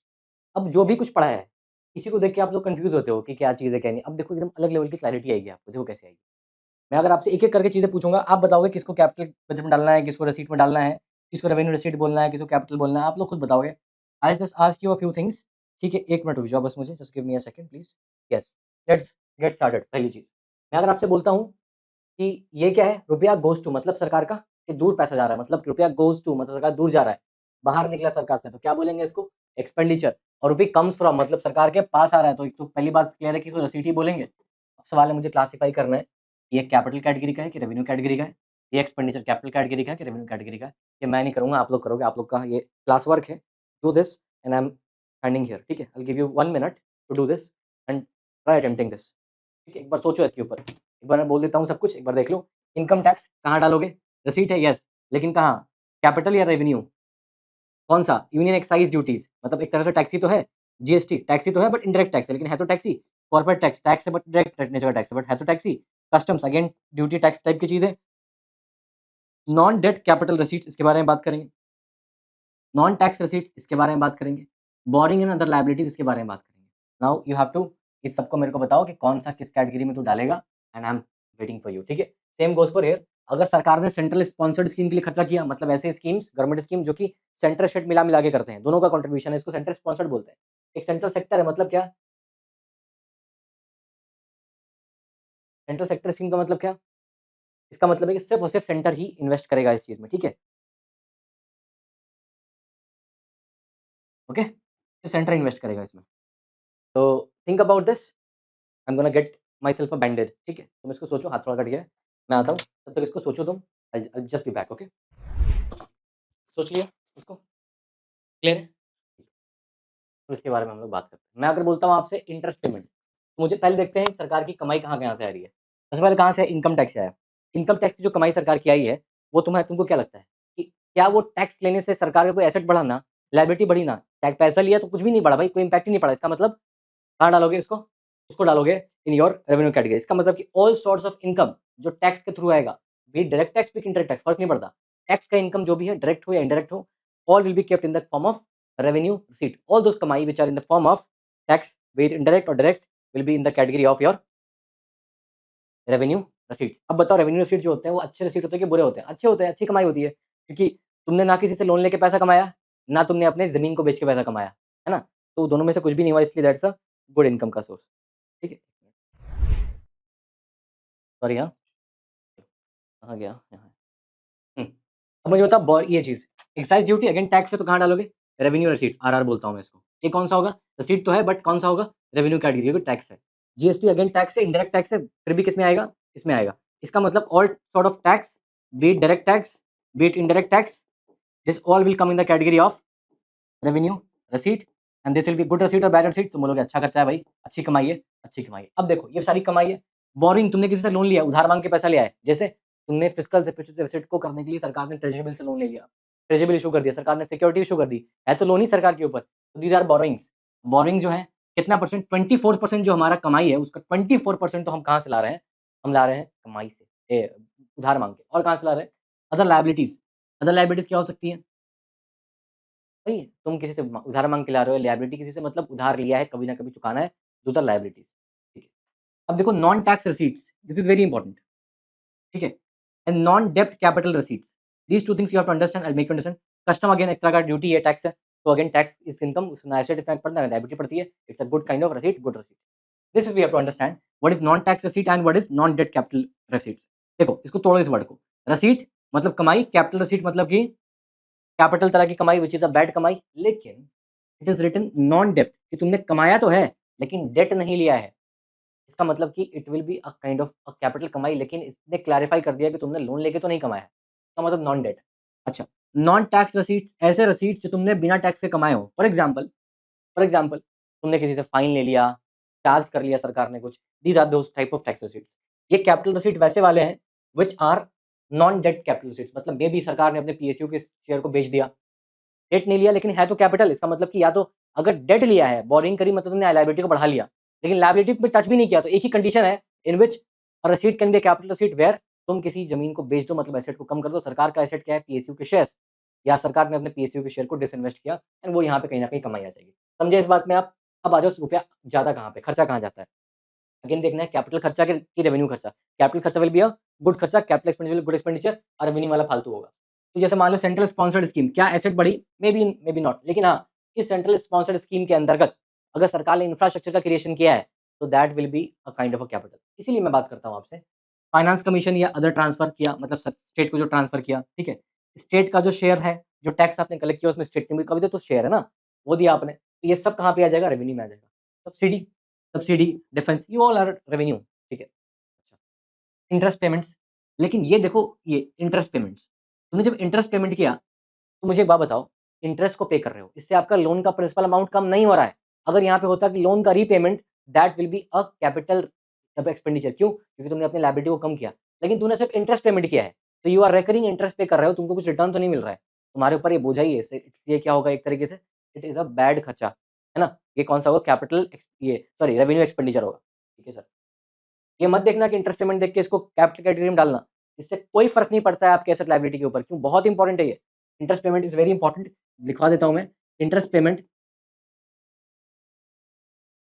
जब आप करते हो, तो आपके एसेट पे कोई फ़र्क नहीं पड़ता, आपकी लायबिलिटी भी कम नहीं होती। लायबिलिटी भी कम नहीं होती। अगर लायबिलिटी भी कम नहीं हुई, एसेट पे फ़र्क नहीं पड़ा, मतलब कौन-सा होगा ये? खर्चा तो है बट रेवेन्यू तरह खर्चा। अब यहाँ एक बात ध्यान सुनना मेरी बात, पेंशन अगेन 100% रेवेन्यू कैटेगरी का, क्योंकि कोई रिटर्न नहीं मिल रहा। अदर एक्सपेंडिचर में कुछ भी आ सकता है, तो इसमें रेवेन्यू कैपिटल दोनों हो सकते हैं। लेकिन तू देख रहा है इसमें कैपिटल दिख ही नहीं रहा है, सब तो रेवेन्यू ही है। देखो, अब सेंट्रल सेक्टर स्कीम चली, इस स्कीम में कोई रोड बन गया, कोई हाईवे बन गया, सेंट्रल स्पॉन्सर्ड में कोई स्कीम हाईवे रोड या हाईवे बन गया, इंफ्रास्ट्रक्चर बन गया, तो that will be called as a capital expenditure. समझ आ गई बात? That's how will do it. इसीलिए मेजॉरिटी शेयर जो हम लोग का है ना, that is going through the revenue खर्चा। मोस्टली खर्चा इज रेवेन्यू खर्चा, एंड दैट इज वाई हमारा डेफिसिट जो हो रहा है बिकॉज रेवेन्यू खर्चा हो रहा है। This is a bad sign. हमें होना क्या चाहिए? इसमें खर्चे में ज्यादा खर्चा क्या होना चाहिए? आपका कैपिटल खर्चा होना चाहिए। मेरी बात समझ में आ रही है? 100% क्लियर आपको? चलो, अब बात करते हैं, देखो रेवेन्यू रसीट्स, और ये क्या है? कैपिटल रसीट्स। रेवेन्यू रसीट मतलब जो हमारा क्या है? जो अच्छे रसीट है, अच्छी कमाई है। ये क्या है? बुरी कमाई है। ध्यान से देखना एक बात, क्या है? 17 लाख करोड़ इस साल का देख रहे हैं हम लोग। 17 लाख करोड़ जो है आपका ये है, और आपका जो है 27 लाख करोड़ जो है that is your revenue receipt. तो अच्छी कमाई ज्यादा है बुरी कमाई से? ये बात क्लियर हो गई आपको? तो अच्छी कमाई इज मोर देन द बुरी कमाई। ठीक है, इसका मतलब कि गुड इनकम जो हमारे पास है, ये होना भी चाहिए यार। इससे खराब हो जाएगा मतलब कितनी खराब चीज समझ रहे हो? कि सरकार अपनी जमीन बेच के खा रही है, इस तरह की बात हो जाएगी। इफेक्टिव कैपिटल एक्सपेंडिचर के लिए छोड़ दो, आप रेवेन्यू एक्सपेंडिचर समझो। ठीक है, ये कैपिटल एक्सपेंडिचर ही मानना है, इफेक्टिव हटा दो भी, कैपिटल एक्सपेंडिचर ही मानना है अभी के लिए। ठीक है, रेवेन्यू एक्सपेंडिचर जो रेवेन्यू में खर्चा कर रहे हैं, मतलब दिस आर द बैड खर्चा, दिस आर द गुड खर्चा। अब देखो, ये 12 कर रहे हो आप, 12 लाख करोड़, और कितना कर रहे हो? 34 लाख करोड़, ऑलमोस्ट 3 टाइम्स। तो तुम्हारा जो बुरा खर्चा है that is more, that is why अगर डेफिसिट हुआ, तो मेरे फिजिकल डेफिसिट में अगर बात करूं आपसे, मेरा जो फिजिकल डेफिसिट है वो तो मेरा revenue deficit plus capital deficit कह सकते हो मोर और लेस। तुम्हारा रेवेन्यू डेफिसिट इज मोर, क्योंकि तुम्हारा रेवेन्यू खर्चा, revenue expenditure is more than the revenue, more than the capital expenditure. तुम्हारा रेवेन्यू खर्चा ज्यादा है, इसलिए तुम्हारा जो फिजिकल डेफिसिट हो रहा है, this physical deficit which is being caused in India right now, इस साल के बजट के अकॉर्डिंग बता रहा हूं मैं आपको, it is because of, majorly because of revenue expenditure तुम्हारा ज्यादा है, and that is what it is a bad sign, it's a bad sign. समझे इतनी सी बात? क्लैरिटी आ रही है आपको कॉन्सेप्ट में? अब आगे आते हैं, बाकी तो ये सब तो अब देखो यहाँ पे 3 चीजें देखो।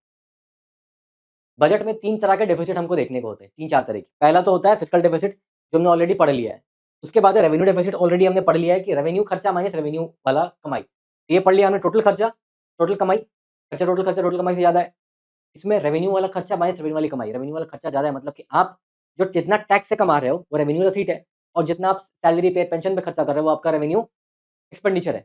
जो revenue expenditure is more, it says कि सरकार में भी सब्सिडी पे ज़्यादा खर्चा कर रही है, सरकार की सैलरी मैनेज नहीं हो पा रही है, सरकार का फिजिकल कंडीशन अच्छा नहीं है, तो इट सो शोज कि सरकार is not able to manage that, and that's why deficit is there. अब इसमें इन्होंने कैलकुलेट किया कि रेवेन्यू डेफिसिट भाई सही चीज़ दे नहीं रहा है, क्यों? क्योंकि अगर तुमने अपने अपने स्टेट को भी पैसा दिया है सेंट्रल स्पॉन्सर्ड स्कीम में, या स्टेट को भी ग्रांट दिया है, तो अब स्टेट अगर उस पैसे को यूज़ करके मे बी हाईवे बना ले, मे बी रोड बना ले, कोई इंफ्रास्ट्रक्चर बना ले, तो that is not counted in the revenue वाला। कंफ्यूजन हो रही है? इसीलिए उन्होंने क्या किया, ऐसा करो यार कि जो तुमने रेवेन्यू डेफिसिट तुम्हारा हुआ, ठीक है, उसमें से तुम अपना इफेक्ट जो कि डिमांड को ग्रांट है ना, जैसे तुमने जो स्टेट को पैसा दिया जिससे कि कैपिटल क्रिएशन हुआ, उस वाले पार्ट को माइनस कर दो, तो इफेक्टिव रेवेन्यू दिखेगा कि एग्जैक्ट रेवेन्यू कितना है। इफेक्ट, क्योंकि इस रेवेन्यू में थोड़ा बहुत आपका कैपिटल वाला भी है, उस कैपिटल वाले को भी माइनस कर दोगे ना, तो जो एग्जैक्ट बचेगा that is called as effective revenue deficit. Clear? बताऊंगा मैं अभी। अब ये प्राइमरी डेफिसिट क्या है ये देखो। अब मैं बताना क्या चाहता हूँ आपको, अब सबका एक डेटा देखोगे, इस साल का सिर्फ देख लो। 6.7, 4.4, 3.3 एंड 3.3, मोर और लेस। ठीक है, ये देख रहे हो? इसका मतलब कि फिजिकल डेफिसिट सबसे ज्यादा, बोलो यार। उसके बाद रेवेन्यू डेफिसिट है, और उसके बाद तुम्हारा इफेक्टिव रेवेन्यू डेफिसिट है, एंड सम मोर और लेस बराबर ही है तुम्हारा प्राइमरी डेफिसिट। ये ऑर्डर ध्यान रखना है एग्जाम के लिए। ठीक, this is an important order, we have to keep in mind for the exam. ठीक है, ये एमसीक्यू बन सकता है, इसके ऊपर ध्यान रखना। ठीक, अब एक चीज देख के सोच रहे होगे, यार ये बी क्या लिखा हुआ है, ये आर ई क्या लिखा हुआ है, समझ नहीं आ रहा। इसको बोलते हैं बजट एस्टिमेट, इसको बोलते हैं revenue estimate, revise estimate, sorry revise estimate. मतलब क्या? बजट तो एक साल प्री अनाउंस होता है, जैसे इस साल बजट आया, ये आने वाले साल के लिए आया, तो हम लोग आने वाले साल का खर्चा एस्टिमेट करते हैं। बजट का एस्टिमेट देते हैं, भाई इतना खर्चा हम करने वाले हैं, बट हो सकता है तुम इससे ज्यादा खर्चा कर लो, इससे कम भी कर लो। तो तो क्या होता है कि बजट जब जब आता है ना बजट, तो बजट एस्टिमेट रिलीज करते हैं, फिर बजट के साल के एंड में अगले बजट के टाइम हम एक्चुअली बताते हैं भाई कि रिवाइज करते हैं उसको, रिवाइज कि भाई नहीं एक्चुअल बोला इतना, तो भाई खर्चा इतना ज्यादा हो गया है या खर्चा कम हो गया है, तो उस एस्टिमेट को हम रिवाइज करते हैं, that is a revise estimate. ठीक है, तो तुम देखो ये पर्पल वाला तो बजट एस्टिमेट था, और रिवाइज वाला पिंक वाला है। देखो, एस्टिमेट 4.4 का दिया था और बढ़ा दिया ज्यादा, है ना, रिवाइज में बढ़ गया। एस्टिमेट 1.5 का दिया था और बढ़ा दिया 4.4, मतलब हो सकता है सरकार ने सब्सिडी का वेटेज बढ़ा दिया हो। अभी तो ये क्या दिख रहा है, रेवेन्यू डेफिसिट बढ़ गया, रेवेन्यू खर्चे बढ़ गए तुम्हारे। ऐसे सोचना सीखो, समझ पा रहे हो? ये सब हमारा क्लियर हो गया। अब हमको समझना क्या है भाई, हमको समझना है टाइप्स ऑफ डेफिसिट में से प्राइमरी डेफिसिट, रेवेन्यू डेफिसिट और ये। भाई मुझे तो पता लग चुका है कि revenue deficit is nothing but is equal to, record हो रहा है,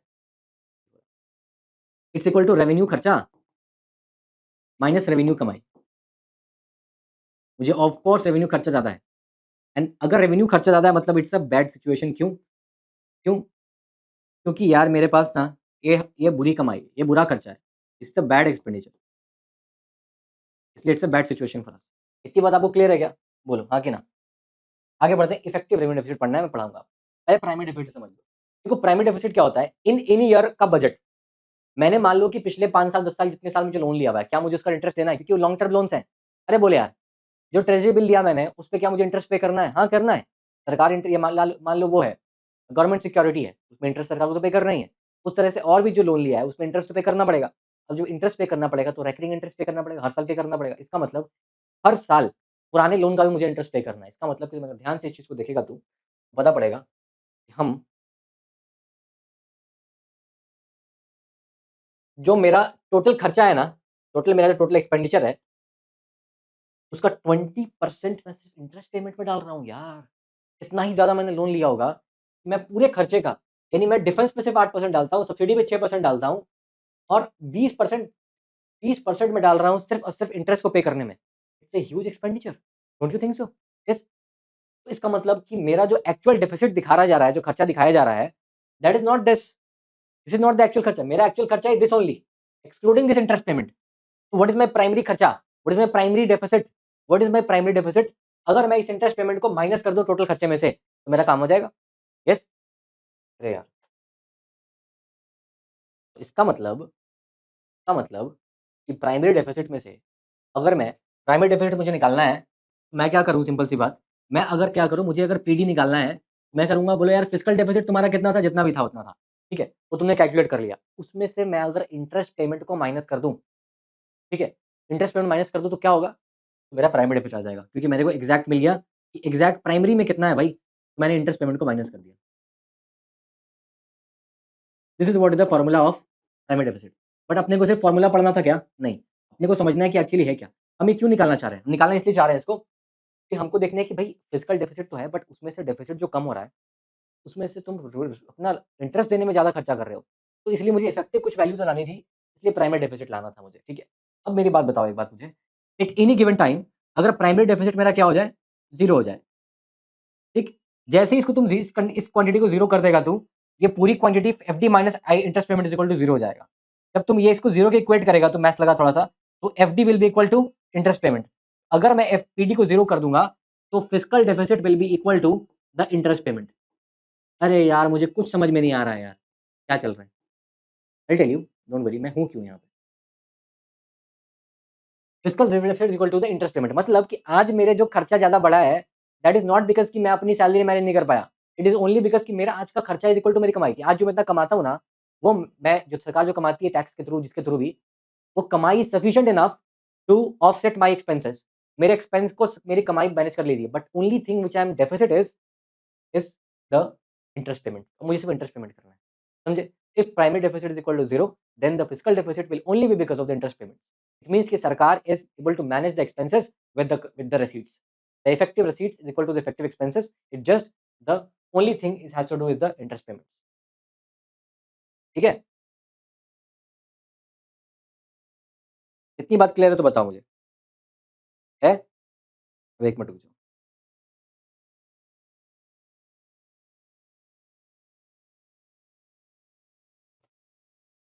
हाँ,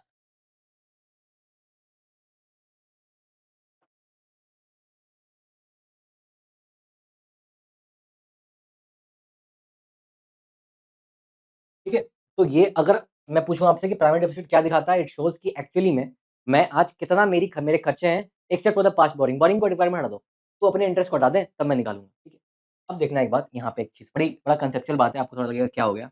एक टोटल रसीट माइनस बोरिंग्स। मैंने क्या करा, फॉर्मूला को थोड़ा मॉडिफाई किया है। मतलब कि in general physical deficit is equal to total expenditure minus total receipt minus borrowings. मतलब कि तूने क्या करा, इसमें से तुमने टोटल रिसीट में से बोरिंग को माइनस किया। क्यों ऐसा किया मैंने? क्यों किया ऐसा? क्योंकि मैं अगर आपको ये चीज़ दिखाऊँ, तो टोटल रसीट के अंदर में तुम्हारी बोरिंग भी आती है। और ये बोरिंग इफेक्टिवली मैं इसलिए भी रहा हूँ, बोरिंग का कुछ हिस्सा मैं इसलिए भी लूँगा, क्योंकि मेरा फिस्कल डेफिसिट हो गया था। भाई मैंने दिखाया था आपको कि fiscal deficit is bridged by the borrowing requirements. Deficit जो हुआ है, इसको फिल कैसे करेगा तू? This deficit is filled by the borrowing, है ना? ये तो बोरिंग तू कर रहा है अंदर से। इसका मतलब अगर मैं बोरिंग रिक्वायरमेंट को माइनस नहीं करूँगा तो FD is going to come zero mathematically. क्यों? क्योंकि मेरे मान लो बेसिक मैथ्स है यार, बेसिक मैथ्स समझो ना, बेसिक मैथ्स समझो ना, 1,20,000 रुपए का खर्चा है। अरे बोल यार, 1,00,000 रुपए की कमाई, लेकिन उस कमाई में मैंने वो चीज़ ऐड नहीं किया ना जो मैंने बोरो कर लिया। मैं तो हर साल पहले बोरो कर ले रहा हूँ। अभी तो मैं दिखा रहा हूँ, मैं हर बोरो मैं कर ले रहा हूँ, मेरी कमाई कभी कम नहीं पड़ती, क्योंकि खर्चा कर दिया तुझे लेना ही पड़ेगा। इसका मतलब कि इसमें से टोटल रसीट में अगर बोरिंग नहीं माइनस करूँगा, this receipt will be equal to expenditure. क्यों? क्योंकि एट एनी टाइम सरकार विल मेंटेन द इक्विलिब्रियम। इसीलिए मैं बोलता हूँ कि बोरिंग को माइनस कर दो रसीट में से, तभी तुम्हारा ये चीज़ जो बचेगा वो डेफिसिट आएगा। समझ आ रही बात? ये समझ गए तो बहुत अच्छी बात है। कुछ लोग 19 भेजे में घुसती है बात, मैथ्स वाले कम एप्टीट्यूड है, कोई दिक्कत नहीं। एग्ज़ाम में सवाल इस तरीके से नहीं पूछेगा। Just understand this thing, fiscal deficit is equal to total expenditure minus total receipts except for the borrowing requirements of the government. क्यों बोरिंग को एक्सेप्ट करते हैं? क्योंकि ऑब्वियसली नहीं करेंगे तो भाई नेट रिजल्ट 0 आ जाएगा। समझते हो मेरी बात इतनी सी? ठीक है। प्राइमरी देख लिया, ये देख लिया। अब देखो इफेक्टिव रेवेन्यू डेफिसिट, ठीक है? इसके बारे में थोड़ी बात कर लेते हैं। ये भी कुछ बहुत खास बात नहीं है। 1 मिनट दो बस, चीज़ मुझे देखनी है। मैथमेटिकल प्यारा सा फॉर्मूला मैंने बनाया था अपने ग्रेजुएशन के टाइम में। I have to see, 1 minute, कोई बात नहीं, अभी इसको रोकते हैं। अभी इसी को पढ़ते हैं। पढ़ते हैं इफेक्टिव रेवेन्यू डेफिसिट क्या है? बहुत आसान है, कुछ खास बात नहीं है। कुछ नहीं है यार, तू ऐसा कर ना, तुमको ईआरडी, इसको प्यार से ईआरडी बोलते हैं, कोई दिक्कत नहीं। Is equal to revenue deficit minus minus grants given for capital creation. मतलब तुमने जो पैसा दिया ना, जैसे मान लो किसी चीज में भी दिया, उससे कैपिटल क्रिएशन हो गया। क्या हो गया? Capital creation. The moment capital creation हुआ, it will be it will be counted in the capital वाला सेक्शन। इसलिए हम इफेक्टिव निकाल रहे हैं।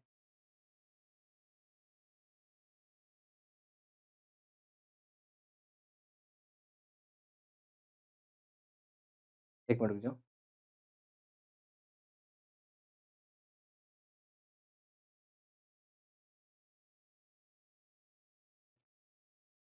ठीक है, अब इसका ना देखते हैं, हम लोग इसको तोड़ते हैं थोड़ा सा समझने के लिए। अभी दिखाता क्या है एक्चुअली? भाई फॉर्मूला वगैरह तो सारे बताएंगे, अपने को देखना है कि दिखाता क्या है एक्चुअली। देखो, रेवेन्यू डेफिसिट क्या है कि तुम्हारा बुरी कमाई, है ना, सॉरी अच्छी कमाई माइनस बुरा खर्चा। बुरा खर्चा इज मोर देन द अच्छी कमाई, मतलब कि जो टैक्स से कमा रहे हो वो कम है, और जो सब्सिडी पे खर्चा कर रहे हो, सैलरी पे खर्चा कर रहे हो ज़्यादा है। तो ये था। लेकिन कुछ खर्चे तुमने जो किए हैं, उसमें स्टेट को ग्रांट भी दिया है, ठीक है? उस ग्रांट से तुमने कुछ स्टेट ने कुछ कैपिटल कर लिया, मान लो रोड्स बना लिए, हाईवेज़ बना लिए, तो वो तो अच्छा खर्चा हो गया। रेवेन्यू डेफिसिट ओनली दिखाता है कि बुरा खर्चा दिखाता है। बुरा खर्चा ज़्यादा हो तब तो रेवेन्यू डेफिसिट आएगा। तो इन्होंने बोला कि मज़ा नहीं आ रहा है। मुझे एकदम बुरा बताओ कि एकदम बुरा कौन-सा है? दिस इज़ द एकदम बुरा क्या है? ये बिल्कुल बैड एक्सपेंडिचर, सुपर खराब एक्सपेंडिचर। क्यों? क्योंकि रेवेन्यू डेफिसिट में कुछ तो अच्छा भी था। तुमने अ, इस अच्छे वाले में से, इसमें से अच्छे वाले को माइनस कर दिया। यही तो जो पार्ट था इसमें जो अच्छा था। अरे बोल यार, ये ग्रांट रेवेन्यू डेफिसिट वाले पार्ट था। तूने इसमें से रेवेन्यू में से इसको माइनस कर लिया। इसका मतलब ये रेवेन्यू डेफिसिट था, ये पूरा का पूरा क्या है? पूरा रेवेन्यू डेफिसिट है। इस रेवेन्यू डेफिसिट में से एक पार्ट है जो मेरा अच्छा है। That part is let's say कि this part is nothing but the इस पार्ट से मेरा कैपिटल क्रिएशन हो रहा है। इस खर्चे में से कैपिटल क्रिएशन हो रहा है। तूने जैसे ही इस खर्चे को माइनस कर लिया, तुम एक बात देखो, अब जो ये जो पिंक वाला पोर्शन बचा है, which is apart from this, ठीक है? दिस पिंक वाला portion is the effective revenue deficit. ये रेवेन्यू डेफिसिट वो वाला पार्ट है जो एकदम ही बुरा है। इस इंसान के अंदर में कुछ अच्छाई भी थी और यही वो अच्छाई थी। तुमने उस अच्छाई को भी निकाल लिया तो एकदम बुरा बचा।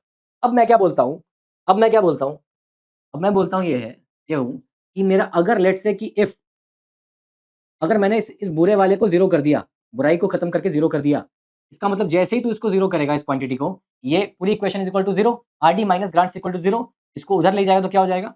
It will be revenue deficit will be equal to grants for capital creation. मतलब क्या बोल रहा है ये?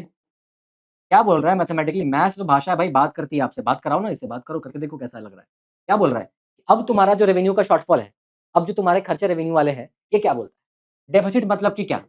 कि तुम्हारा रेवेन्यू का expenditure is more than revenue कमाई। मतलब जितना टैक्स से कमा रहे हो, टैक्स से जो कमा रहे हो, वो कम है, और जो खर्चा कर रहे हो वो ज़्यादा है। इस खर्चे से तुमने कैपिटल क्रिएशन कर दिया, तो the only this will be a good condition. Effective revenue deficit जुड़ा हुआ मतलब कि बुराई खत्म हो गई, बुराई खत्म हुई मतलब अब जो भी कम पैसा पड़ रहा है, रेवेन्यू डेफिसिट पड़ रहा है तुम्हारा, that revenue deficit is only because of the capital creation. तुम्हें स्टेट को पैसा state to state ultimately capital creation ही कर रहा है। सब्सिडी वगैरह पे खर्चा ज़्यादा नहीं कर रहे हो आप, ठीक है? समझे मेरी बात? और ये अच्छा ये दिखाया था मैंने आपको लास्ट क्लास ये इसमें इस पहले वाले में कि गुड कब होता है फिस्कल डेफिसिट?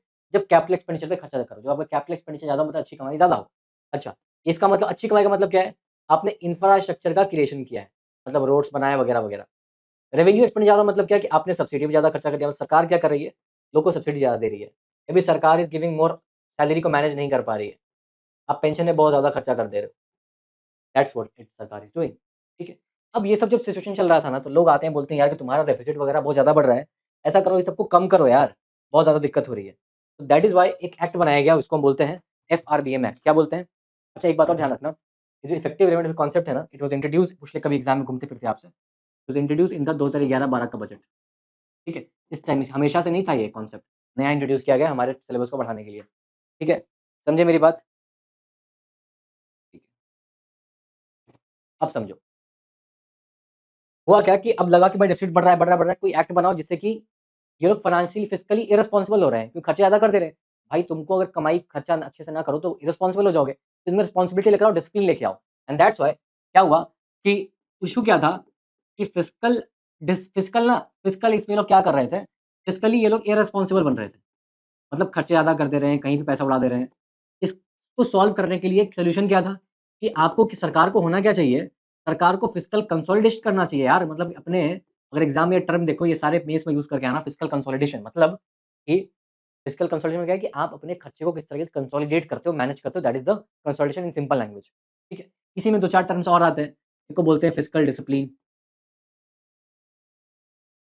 ठीक है? एक को बोलते हैं फिस्कल रिस्पॉन्सिबिलिटी। सबका मतलब सेम है। एक को बोलते हैं फिस्कल प्रूडेंस। सबका मतलब सेम है भाई। सबके कहने का मतलब सेम सा भाई कि ब्रो पैसे को आराम से खर्चा करो,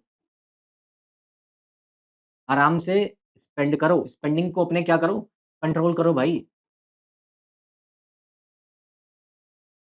समझे? ये कहना चाह रहा है सिंपल भाषा में ये। इसीलिए इसको हम लोग को ज़्यादा कॉम्प्लिकेट नहीं करना है। तो इसके लिए उन्होंने क्या करा ना, इसके लिए एक एक्ट बना दिया जिसको क्या बोला? बोला एफआरबीएम एक्ट। क्या बोला? FRBM fiscal responsibility and budgetary management कि आप फिस्कली रिस्पॉन्सिबल हो जाओ और अपने बजट को मैनेज करो, उसके लिए एक्ट बनाया। इस एक्ट ने क्या बोला? इस एक्ट ने एक क्लॉज़ रखा, इस एक्ट ने क्या बोला कि तुमको ना अपने फिस्कल डेफिसिट को 3% ऑफ जीडीपी से ज़्यादा नहीं बढ़ाना है। जो तुम्हारे जीडीपी को ऐसा इंडिकेटर यूज़ किया, जीडीपी की जो भी वैल्यू होगी, उसका 3% से ज़्यादा तुमको फिस्कल डेफिसिट नहीं होना चाहिए। एक और कंडीशन क्या रखा? एक और कंडीशन क्या रखा? कंडीशन ये रखा, इसको बोला कि जो जो टोटल डेट टू जीडीपी का रेशियो है, मतलब कि जितना तुमने लोन लिया और जितना तुमने कमाया, उसका जो रेशियो है that should be of at least 60%, not more than that. But आज कितना है? आज ये 80% के आस-पास में है।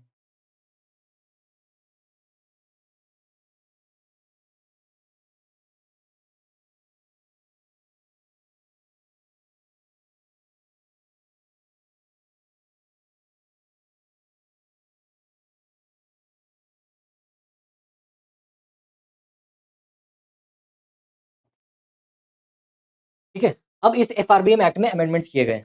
एक किया गया 2011 में, जब अमेंडमेंट किया गया, 2011 में बोला गया क्या देखो पहले आया था 2003 में आया था आई गेस लेट मी सी 2003 में ही आया था शायद सबसे पहले।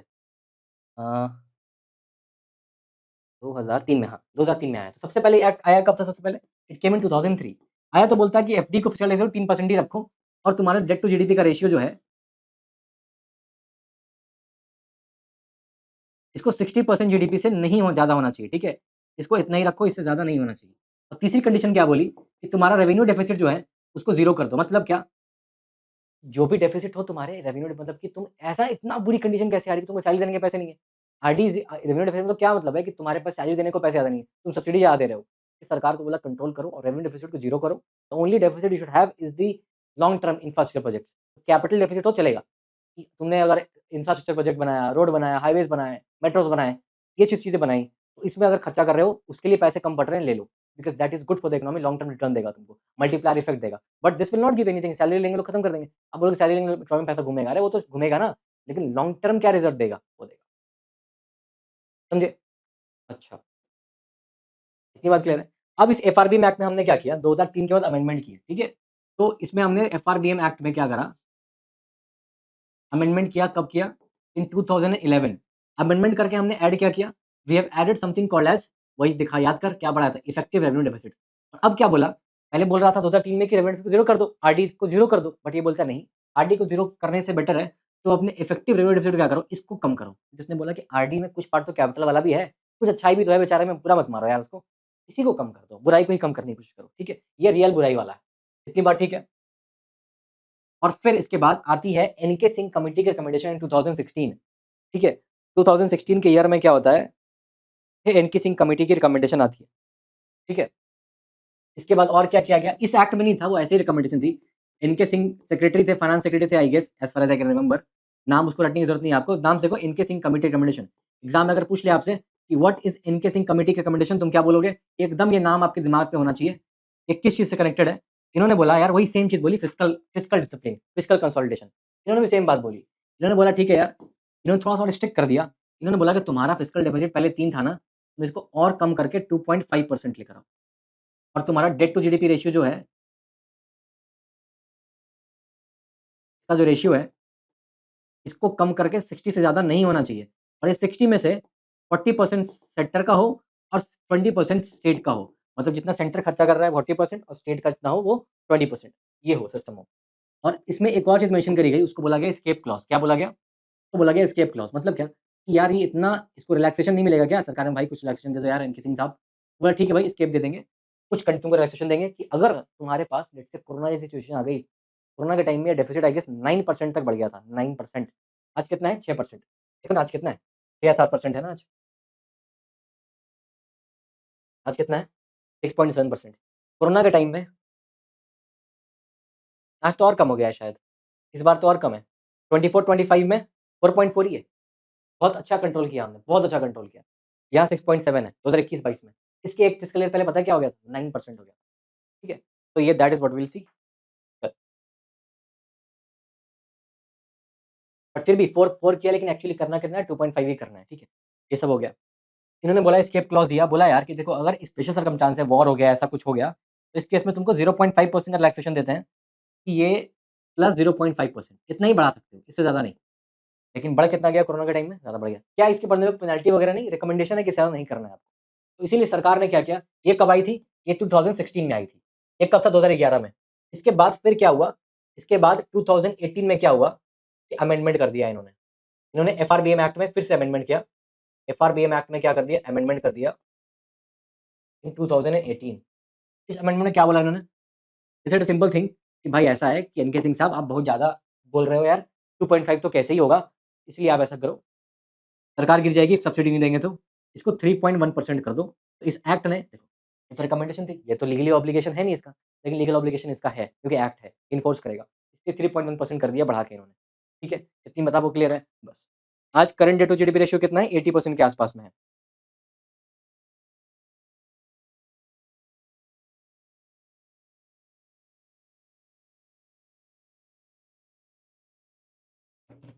ठीक है? तो ये 0.5% की क्या है आपके पास फ्लेक्सिबिलिटी है ड्यूरिंग क्राइसिस। खत्म। Your budget is over now, कुछ नहीं बचा, ठीक है? बजट के सारे टॉपिक्स हमने डिस्कस कर लिए हैं, डील कर लिए हैं। अब आपका एज़ सच कुछ बचता नहीं है। इनकेसिंग अब एग्ज़ाम के लिए आपको एकदम क्या समझना है, आपको इनकेसिंग समझना है एकदम 100% इनकेसिंग की सारी चीज़ पूछ लेगा, जो इसके प्रोविज़न्स हैं, एफडी ये सारा कुछ बोल देगा। अच्छा, इनकेसिंग रिकमेंडेशन पूछ सकता है, किससे कनेक्टेड है? बजट से कनेक्टेड है, budget discipline, budget management, fiscal consolidation, सारा वर्ड रखवा दिया मैंने आपको। बोल देगा ईआरडी कब आया था? एफआरबीएम एक्ट 2011 में आया था, समझ लेंगे। ईआरडी होता क्या बता दिया मैंने, एकदम बुरा कम बुरा वाला खर्चा, ठीक है? ये सब समझ लिया हमने, मोटी-मोटी बात समझ ली, ये सब समझ लिया, ठीक है? ये सब देख ही लिया है, सब देख लिया है, ये सब समझ लिया। अब समझते हैं थोड़ा-सा पॉलिटी वाला एंगल। सब समझ लिया बजट का, थोड़ा-सा समझो पॉलिटी वाला एंगल, ठीक है? तो कुछ नहीं है यार पॉलिटी वाला एंगल,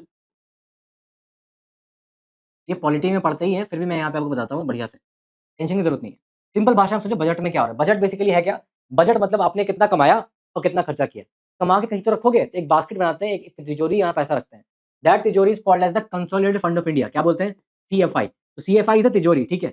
जो भी पैसा तुम कमाओगे, तुम कमा के कहाँ डालोगे? इस तिजोरी में डालोगे। अरे हाँ कि ना? ठीक है। तो जो पैसा कमाओगे तो तिजोरी में डालोगे, और जो पैसा खर्चा करोगे वहीं से तिजोरी निकालोगे। अरे तिजोरी से निकालेगा खर्चा करके। तो जो भी कमाओगे, जो भी इनकम गवर्नमेंट की यहीं से आएगी और निकालोगे वहीं से।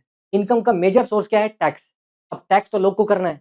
Anything has to be backed by an act of parliament. Parliament pass होना चाहिए बिल, इसलिए आपको ये कहाँ से आएगा? ये टैक्स से आएगा। और ये क्या होगा? सरकार के एक्सपेंडिचर होंगे, है ना? ये मान लो सरकार का रसीट है, सरकार का एक्सपेंडिचर है। अब मुझे बताओ, ये लाने के लिए आपको क्या कोई बिल पास करना पड़ेगा? यस। तो पैसे ठीक सर, लोगों से पैसे लेने के लिए, ये लोगों से पैसे कैसे लोगे? ये भी टैक्स के माध्यम से लोगे। टैक्स लेने के लिए you have to issue a bill which is called as a finance bill. क्या होगा? Finance bill. तो इस बिल को क्या बोलेंगे? फाइनेंस बिल, मनी बिल, जो बोलना है बोल लो। डिटेल बात करेंगे हम लोग, पॉलिटी में दोनों में डिफरेंस क्या है। आप फाइनेंस बिल लिख लो, ठीक है। एक्सपेंडिचर के बारे में हम बात करें, तो एक्सपेंडिचर विल बी, अब इससे पैसा निकालना है, तो बोलेगा पैसा निकाल लो। फिर क्यों पास करना है? फिर भी पास करना पड़ेगा। क्यों? क्योंकि जनता का पैसा है, जनता का पैसा बिना जनता की मर्जी से निकलेगा नहीं। बट क्या हर जनता से पूछ सकते हैं जाके? नहीं पूछ सकते। इसका मतलब कि बताएगा कौन? जनता ने जिसको चुना है, मतलब कि MP of the parliament, they are the representative of the people in the parliament. तो वोटिंग होगी इसके ऊपर। अब वोटिंग होगी, that will be a bill which will be passed. And again एक और बिल जाएगा, उसको बोलेंगे एप्रोप्रिएशन बिल। क्या बोलते हैं? Appropriation bill. अब इसमें पॉलिटिक एंगल क्या है कि हमको 2 आर्टिकल रटने पड़ेंगे। इससे मुझे 3-4 आर्टिकल याद कराऊँगा मैं आपको। एक आर्टिकल है 110, ठीक है? एक आर्टिकल है 112, एक आर्टिकल है 112, आर्टिकल 110, 112 एंड फाइनेंशियल स्टेटमेंट हो जाएगा, आर्टिकल 114। ये 4 आर्टिकल आपको एग्ज़ाम के लिए दिमाग में रखने हैं, ठीक है? अब कैसे-कैसे होगा मैं दिखाता हूँ आपको। एक मिनट रुक जाओ।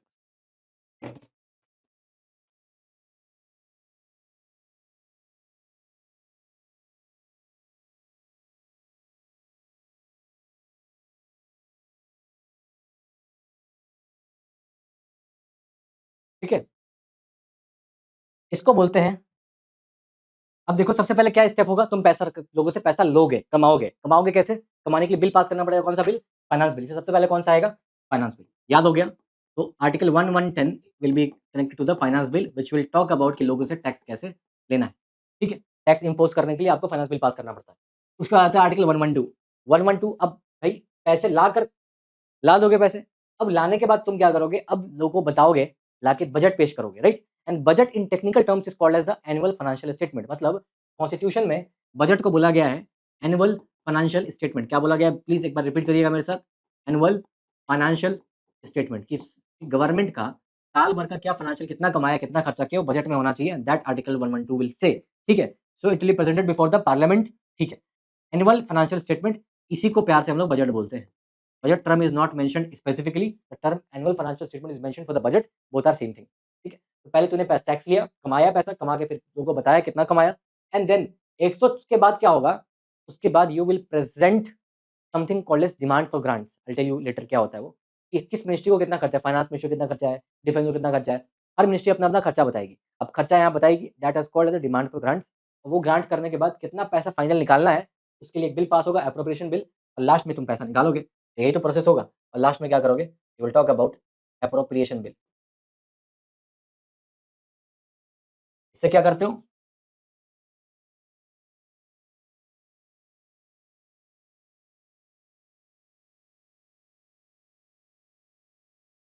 तो सीएफआई से पैसा निकालने के लिए तुमको एप्रोप्रिएशन बिल चाहिए ही चाहिए। कैसे याद करोगे? 110, 12, 14, 10 + 2 + 2 4, याद कर लिया इतना? 10 से कहानी शुरू होगी। सबसे पहले तुम टैक्स लोगे, फिर आके बताओगे कितना लिया, बजट पेश करोगे, बजट पेश करके बताओगे, उसके बाद होगा तब सब मिनिस्ट्री बताएँगे भाई मेरे को कितना चाहिए, कितना चाहिए, कितना चाहिए। जैसे होता है ना कि मैं इतना पैसा कमा कर लाया, अब सब बताएँगे भाई मैं तो कितना कमा कर लाया। फिर उसके बाद सारे लोग बोलेंगे भाई मुझे इतना चाहिए, मुझे इतना चाहिए, इतना चाहिए, और फिर एक बार फाइनल हो जाएगा, हाँ भाई चलो सबका बिल पास हो जाएगा, एंड देन एप्रोप्रिएशन बिल होगा, and that will include all the demands for grants. ठीक है? एक बात ध्यान रखना एग्ज़ाम के लिए, it will include the demand for grants. मैं आगे पढ़ाऊँगा आपको, फिर भी क्लियर समझ लो। It includes demand for grants. Exam में पूछ ले कि appropriation bill include demand for grants, तुम बोलोगे yes, it includes demand for grants. समझ लोगे इतनी सी बात? बस इतना समझ लो अभी, बेसिक बेसिक, ठीक है? पैसे लोगों से पैसे लेने के लिए फाइनेंस बिल पास करना पड़ेगा और निकालने के लिए अप्रोप्रिएशन बिल पास करना पड़ेगा। And article 112 will talk about the annual finance bill, that is a budget. इतनी बात क्लियर है आपको? अब there are few other things you should understand. जो मैं बोल रहा हूँ डिमांड फॉर ग्रांट, क्या चीज़ है ये? आपको वहाँ से पैसे निकालने के लिए हर मिनिस्ट्री का अपना-अपना डिमांड फॉर ग्रांट होता है।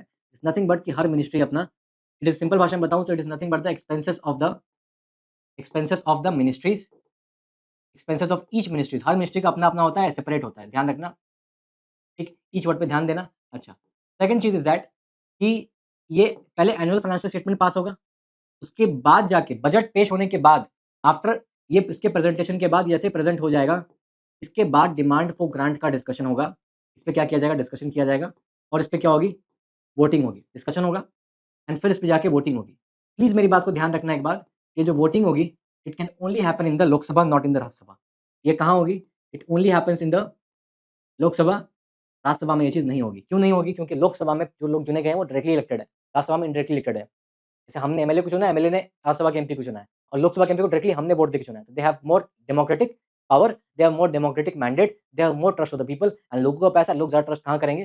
अपने लोकसभा वाले एमपीज़ पे and that's why they have exclusive power over these things. समझ गया मेरी बात? ठीक है, देख लिया हमने। और फिर फाइनली जब ये चीज़ हो जाएगा, then it will be included in appropriation bill. इसको कर सक अब बोल देगा कि डिमांड फॉर ग्रांट जो मिनिस्ट्री ने पैसा माँगा है, वो कम किया जा सकता है? हाँ, कट किया जा सकता है उसको, ठीक है? तो include in the appropriation bill under article 114। बस इतनी सी बात रखनी है डिमांड फॉर ग्रांट। अब इससे जुड़ा हुआ एक और टर्म है, उसको पता है क्या बोलते हैं? तो टर्म और सुना होगा आपने, vote on account and interim budget. ये क्या चीज़ है भाई? ध्यान समझना। क्या चीज़ है vote on account? How is it different from the demand for grants? हमेशा कन्फ्यूजन होगा आपको। Demand for grant and vote on account हमेशा होगा। मैं अभी क्लियर कर दूँगा कन्फ्यूजन आप याद करने का ट्रिक बता दूँगा। वोट ऑन अकाउंट क्या होता है? बेसिकली कि मान लो कि सरकार के 2 महीने बाद इलेक्शन है। मान लो election schedule in the June का महीना, एग्ज़ाम्पल, और आपकी फरवरी में बजट, या मान लो कि election schedule in let's say for example May का महीना, फरवरी में बजट पास हो रहा है। सरकार को सिर्फ 2 महीने के लिए पैसा चाहिए। उस केस में शॉर्ट टर्म सरकार को अपने खर्चे चलाने के लिए सरकार बोलेगी भाई ऐसा करो, vote on account base, it's like a mini, it's a different version of budget. Only difference is that कि वो पूरे साल का नहीं है, सिर्फ 2 महीने का है, शॉर्ट टर्म का है। सेकंड चीज़ इज़ दैट ये सिर्फ खर्चों का हिसाब देगा। बजट में क्या होता है? कमाई का भी हिसाब होता है। कितना पैसा कहाँ से कमाया उसका भी रिसीट होता है, दिखाया मैंने। ऐसा money comes from, money goes to. Receipt and expenditure दोनों दिखाते हैं। लेकिन इसमें सिर्फ और सिर्फ खर्चे की बात बोलेगा भाई 2 महीने के लिए है। तो मैं तुम खर्चा बता ना भाई कितना पैसा चाहिए सरकार को? तो सरकार को सैलरी वगैरह देने की सरकार बोली सरकार सैलरी देना है भाई, इलेक्शन में जाएँगे जाएँगे पता नहीं, लेकिन हमको सैलरी तो देना है। 2 महीने के लिए हमको पैसा दे दो यार। तो इसलिए this is what is the temporary expense of the government. ये क्या है? लाइक अ सूडो बजट, ठीक है? रियल बजट नहीं है और टेम्परेरी एक्सपेंसेस ये कब होता है? In case of election. समझ गए? How is it different from the demand for grant? भाई demand for grant actual budget में प्रेज़ेंट किया जाता है एंड दैट सेज़ कि हर मिनिस्ट्री को कितना पैसा चाहिए। ये उससे बिल्कुल ही अलग है, ठीक है? अच्छा, एक बात और ध्यान रखना वोट अकाउंट में, इसमें एक्सपेंसेस तो प्रेज़ेंट किए जाते हैं कि भाई खर्चा कितना है, बट रिसीट प्रेज़ेंट नहीं किए जाते। क्या नहीं किया जाता? रिसीट प्रेज़ेंट नहीं किया जाता, ठीक है? Expense is presented, receipt is not presented, ठीक है? Expenses are presented. ध्यान रखना ये दिया जाएगा और ये नहीं दिया जाएगा। मतलब कमाई के बारे में कोई बात नहीं, खर्चा कितना है तुम वो बताओ, ज़्यादा दिमाग ना लगाओ। ये देख लिया। इसी का एक भाई है उसको बोलते हैं इंटरिम बजट, इसका बड़ा भाई है। क्या बोलते हैं उसको? तो बोलते हैं इंटरिम बजट। अभी लास्ट ईयर 2024 का जो बजट आया था ना, वो इंटरिम बजट ही था, ठीक है? क्योंकि 2024 में इलेक्शन होने वाला था, तो बजट कौन-सा था? वो इंटरिम बजट ही था। ये क्या है basically? This is not a fake budget, this is actually a budget only, it's a mini budget. नाम में ही बजट है यार, interim budget. It's like a mini budget.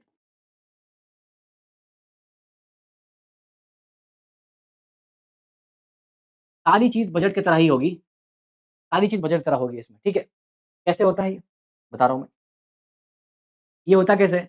एकदम सब कुछ सेम होगा, इसमें रिसीट भी दिया जाएगा, कमाई भी, और ये दोनों चीज़ बताई जाएगी। इसमें इसका मतलब इसमें एक्सपेंसेस भी बताए जाएँगे, कितना खर्चा कर रहे हो और कितनी कमाई कर रहे हो और सरकार की जो कमाई रसीद है वही बताई जाएगी। ये दोनों में डिफरेंस ध्यान रखना है एग्जाम के एमसीक्यू सॉल्व करने के लिए। एक्सपेंसेस इसमें इंटरनल बजट में एक्सपेंस रसीद दोनों है और वोट अकाउंट में यही है। ये बजट का ही छोटा वर्जन है। It is also done in the case of election only. अथवा 6 महीने के लिए होता है। कितने दिन के लिए होता है? For 6 months. 6 मंथ्स और सो मोटा-मोटा इतना टाइम होता है। In case of election only.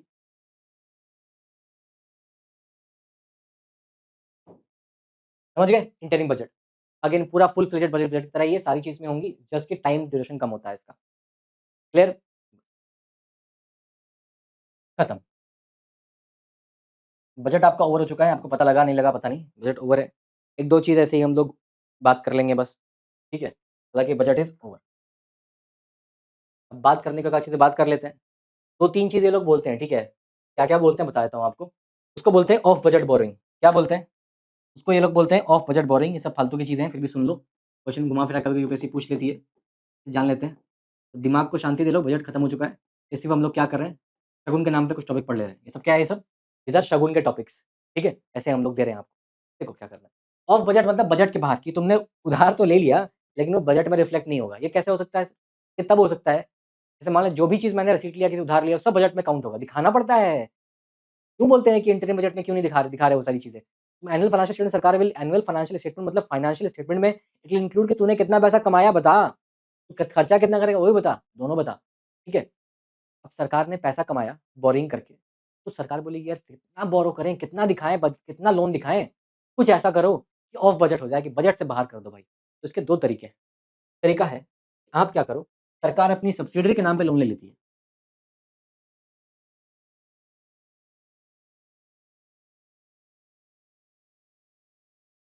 Subsidiary के नेम पर बोरो कर लो भाई। मतलब समझा नहीं, मैं समझाता हूँ। मतलब कि सरकार की सब्सिडियरी है food corporation of India FCI. मान लो एफसीआई के नाम पे सरकार ने लोन ले लिया, वो सरकार पे काउंट ही नहीं होगा, सरकार के नाम पे नहीं जुड़ेगा। किसी और के नाम पे बिल फाड़ दिया उसने। बेसिकली किसी और के नाम पे आपने बिल को फाड़ दिया। द सरकार विल नॉट वो बिल ले लिया उसने किसके नाम पे, इसके नाम पे। होता है ना, करते हैं ना हम लोग कभी किसी के नाम पे बिल ले लिया, उसके नाम उसको देना वो भर देगा वो। तो वो वाला है, ठीक है? ये ऑफ बजट बोरिंग कुछ था रॉकेट साइंस है क्या इसमें? नहीं। एग्ज़ाम के लिए क्या रटना है? It does not reflect in the budget. Exam बोलेगा off budget borrowings are reflected in the budget. No, it does not. इतना बस एग्ज़ाम की ध्यान रखना है आपको कि है क्या और ये बजट में रिफ्लेक्ट नहीं होता।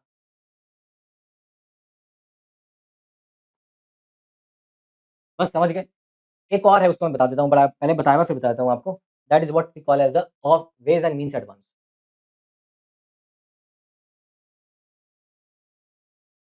क्या बोलते हैं इसको? इसको बोलते हैं ways and means advance WMA।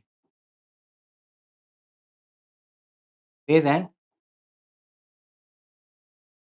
Means advance. कहाँ पढ़ाया था मैंने याद करो इसको? मैंने पढ़ाया जब आरबीआई पढ़ाया था आपको तो आरबीआई वाला याद है? तो बेसिकली क्या होता है सरकार अपने शॉर्ट टर्म लोन लेती है आरबीआई से शॉर्ट टर्म लोन लेती है, ठीक है? And this loan is basically your short term loan, ठीक है? अब बदले में सरकार क्या करती है इसको इंटरेस्ट देती है, ठीक है? और इंटरेस्ट कितने रेट पे देती है? इंटरेस्ट सरकार देती है equal to the repo rate. ध्यान क्या रखना है एग्ज़ाम के लिए? It is again not included in budget. क्यों ऐसा है? क्योंकि 3 महीने के लिए लेती है दोस्त। बजट में क्यों दिखाओगे? इसलिए एक प्रोविज़न है सरकार बोलती है भाई दे दो लौटा देंगे। बजट बस ये होता है ना कि भाई भैया पैसे दे दो, पापा को मत बताना, ठीक है? ये वो चीज़ है। कि अरे भैया पैसा दे दो, पापा को मत बताना, बजट में बताना पड़ जाएगा, रिपोर्ट देना पड़ जाएगा। ये वो चीज़ है। तो